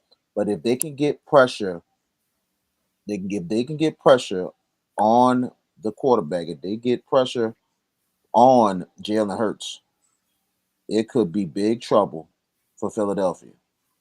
And at the same time, I think the Commanders have been playing with no fear. Zero. Absolutely no fear. Zero. And I really think the confidence in that coach, Dan Quinn, and I think what JD Daniels is doing is unbelievable in itself. And I'm like this. If this team gets it done, I said it myself. I said I'm going to put money on the side. And I'm going to get a Commander's jersey with Jaden Daniels, and I'm going to find an LSU number 5 because he's that dude. And I think I'd rather trust Dan Quinn a little bit than Nick Sirianni because Nick Sirianni is going to find a way to screw this up again. Give me the Commanders to go to the Super Bowl. History will be made. JD will go to Jaden. the Super Bowl. Jaden Daniels will go to the Super JD, Bowl. JD5. JD5 will go to the Super Bowl. First rookie, and not just that, the second African American in Washington history to lead a team to the Super Bowl. I'm Doug going with Williams being the first. Yep. And what's funny, Doug Williams, Doug Williams came up. Yep, he's the second. Now, AFC Championship. Now, I think this is going to be an interesting one in itself. Now, the biggest thing, Doug McDermott did play to lose last week. Sean. Sean McDermott. I don't know if they're related. But regardless of the fact, I really think that this is going to be an interesting ball game. And here's the thing you got to realize, too. The one loss Kansas City has this season was to Buffalo. And I understand it was on the road. But at the same time, here's the thing I've been saying. Buffalo had the blueprint to beat the Chiefs. And nobody, and there have been teams that tried, and they did not follow the blueprint. They had times in that game. And remember, Buffalo had some big drives and put Kansas City away. I'm pointing because of 1 point. But regardless of the fact, I'm like this. They put Kansas City away. That's what you got to do against the Chiefs. You got to find a way to put away. If it's close, the Chiefs going to find a way to win. But there's a reason why, there's a reason why Buffalo is in this position right now. And I think this is going to be really good, but I think the Bills, I think they can do it. I really think they can do it, man. I really think they could do it here. Josh Allen is going to prove why he is an MVP candidate. And in my opinion, this year's MVP. Because it's amazing what this team has done. And nobody thought the Buffalo Bills would be in this position right now. Give me Josh Allen and the Bills. It'll be the Redskins and Bills Super Bowl rematch, Roman, in the 90s. They will finally meet in the dome. I'm going different than these guys. Bills, Commanders. Bills, Commanders, Super Bowl, New Orleans. I can't believe I messed up and said that other thing. God dog. It's all good. Yeah. And then we got Colubius and Reggie debating back and forth. Oh, man. All good, though. Reggie says he wants some of that Grey Goose you drinking. Yes, indeed. Hold on. He's like, can we not discuss Doug Williams? What you mean cannot discuss? Why? What is the problem? I'd like to know why, too. Yeah. Did Doug do Inquiring minds want to know. Yeah. Doug did something to you, Reggie? What he did to you, bro? He's still unless he's a Southern grad. Actually, Doug went to Grambling, right? I know. Reggie. I'm saying Reggie. I don't know if Reggie's a Southern graduate or not. I know Doug went to Grambling. I think Reggie is a Suno grad. Part of the Southern. Well, that is Southern part blanket. Yeah, but I'm saying the correct. Yeah, I know. right. It is correct. Southern University, New Orleans. Part of Southern, yeah. But with that said, see, ain't he part of still the? I never pick against it. I get it. But for Doug Williams, is he still an executive still with the Washington team? I don't know. I know you still work behind the scenes. So, but I'm just saying, I'm curious myself.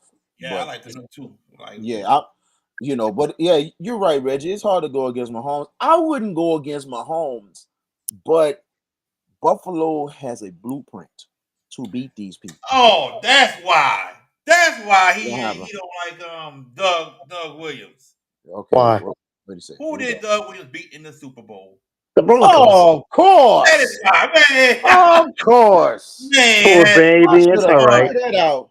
I know he must have a headache right now after we. You know, hey, wait. You know who else beat the Broncos? Reginald Johnson. Since you want to go there, the New York Giants, 39-20. Choke on that one, buddy. and the San Francisco 49ers. And it was 55% actually in the Superdome. in the Superdome. Yep, Right here. Yep. 55-10. Poor Oh man. baby. It'll be all right. You want some Kleenex, Reginald? We got you. We got you covered. At the Hash It Out Show budget, we'll get you a thing of Kleenex. Oh But man. VK talks about the blueprint for Buffalo, Jared. I don't know. They've beaten them in the regular season, but when it's showtime in the postseason, KC That, gets it done. that's true, but the only loss to the season was to Actually, Buffalo. they've lost two. What they If you lost want to. to count, I mean, if you want to count that exhibition Mm, walloping against Denver and Carson Wentz, that was their other L in the year. But that I don't really well, put any stock in that because they didn't play no, none of their starters. So exactly. But I'm saying that because you look at how Buffalo won that game. That's why when I seen that game, I said to myself, Buffalo has just given you the blueprint to beat the Kansas City Chiefs. And look That's like nobody else has followed it. There have been that's some not teams true. that came close, Kansas City. but Kansas City was the 3 seed last year. that's Went on, true. had to go on the road for the They the had to win on divisional championship. the road. conference championship, and they One did of it. the one of the best That's not playoff true. runs we have ever seen. Not don't So get me wrong, but we're yeah, talking about this season, knowing the funny ways of Kansas City getting wins. We know yeah. one thing for Finding sure. ways to We win. they do find ways. No, I'm not knocking that. I get it. I I didn't totally say get you it. know. I didn't say you knocked it. I'm not saying you knocked No. it.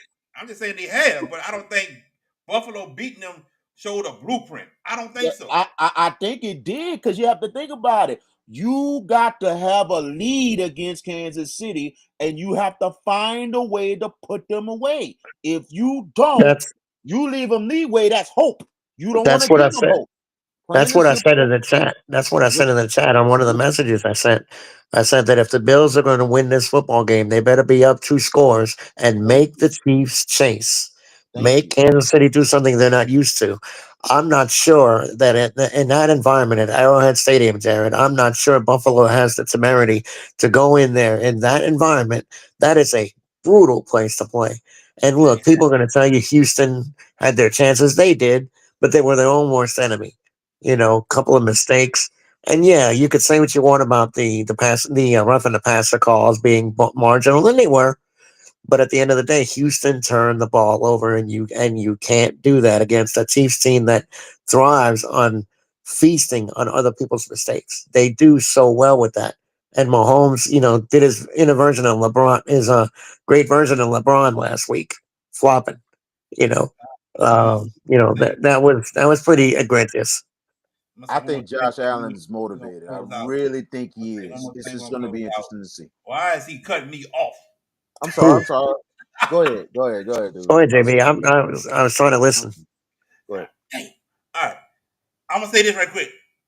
Go ahead. Did Pacheco play that first game against Buffalo? If who? Isaiah Pacheco. He didn't play. Ah, okay, yeah, cool. He didn't play. The Mad Runner is back, baby. The Mad Runner is back. Oh Lord, here we go with that. Gas and players and Yeah, stuff. what? Speak up, man. Speak Oh up. Come on, we Lord, want to hear what you say. I said there you go. That nobody he didn't play and all that stuff. I get it. Okay, he's back. Yay!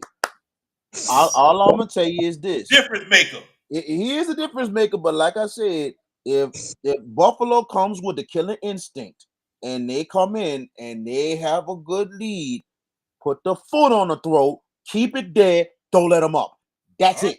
That's the You're only right. way you beat Kansas City. all right. Because, You- like I said, in that first game, they had a lead. In the last 2 minutes, Josh Allen put it away. I said, that's how you beat Kansas City.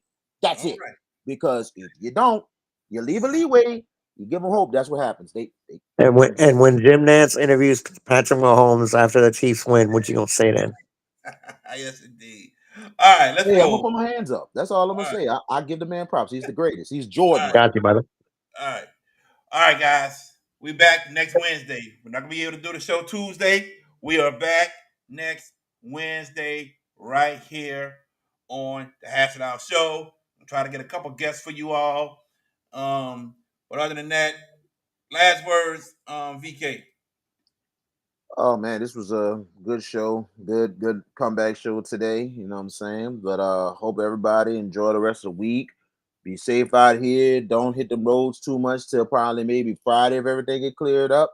But at the same time, man, just relax, chill. You're gonna be back to work soon. It's gonna be okay. But I hope everybody enjoyed the moment this week. But hopefully we get some good hoops some way, somehow this week. But the championships, can't wait to see what happens on Sunday. George Peppers? We got a couple of big college basketball games this weekend. LSU, South Carolina, Friday, women, Yes. and Mm, Tennessee, Auburn, Saturday. If you're not paying attention, pay mm. attention. The SEC and the SEC is rolling in the NCAAs this year. They are absolutely killing it. You know, the Yeah, past Tennessee and Auburn. couple Huh? years.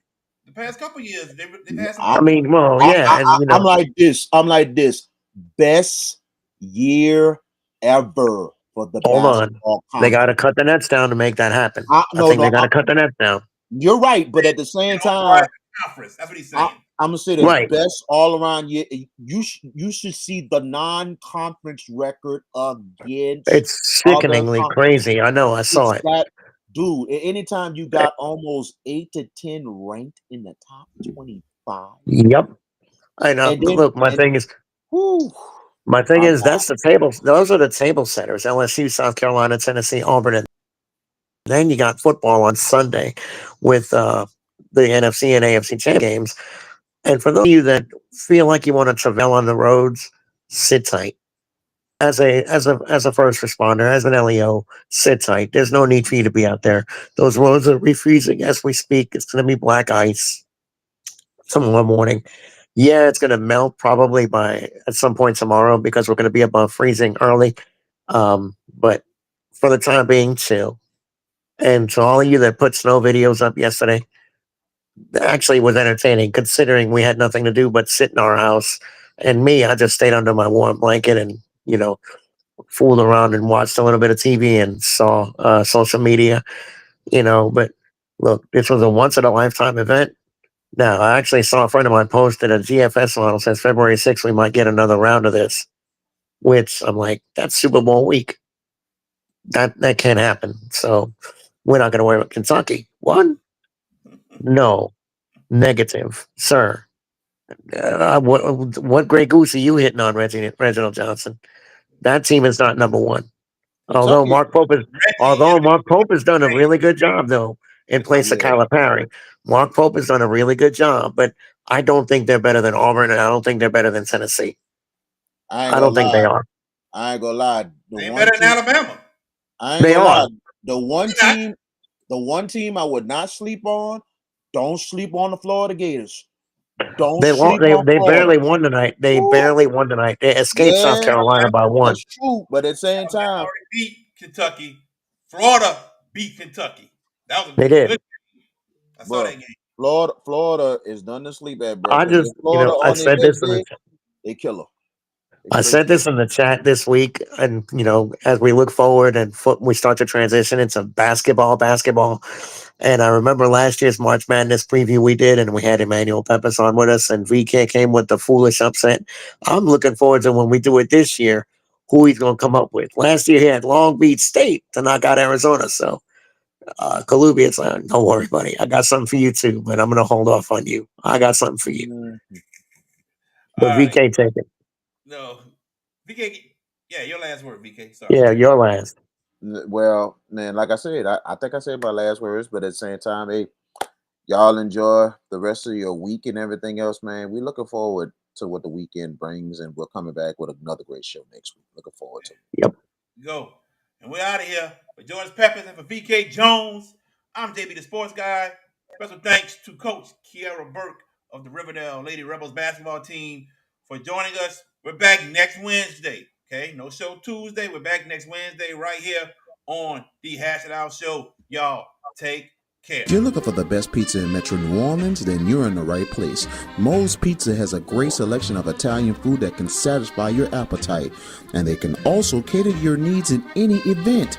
Give them a call at 504-341-9650 or log on to www.moespizzanola.com, located at 1112 Avenue H in West Wego, Louisiana. Moe's Pizza, Italians do it. All right, folks, as we kick off tonight's football game, let's take a moment to talk about something just as important as a winning playbook: your financial future. Kaylin Parker, a financial advisor with Magnolia Wealth Strategies, is here to help you stay financially fit off the field. From retirement and estate planning to investment management and even insurance needs, Kaylin Parker is here to help you. Reach out to Kaylin at 504-613-2161 or at cparker@financialguide.com.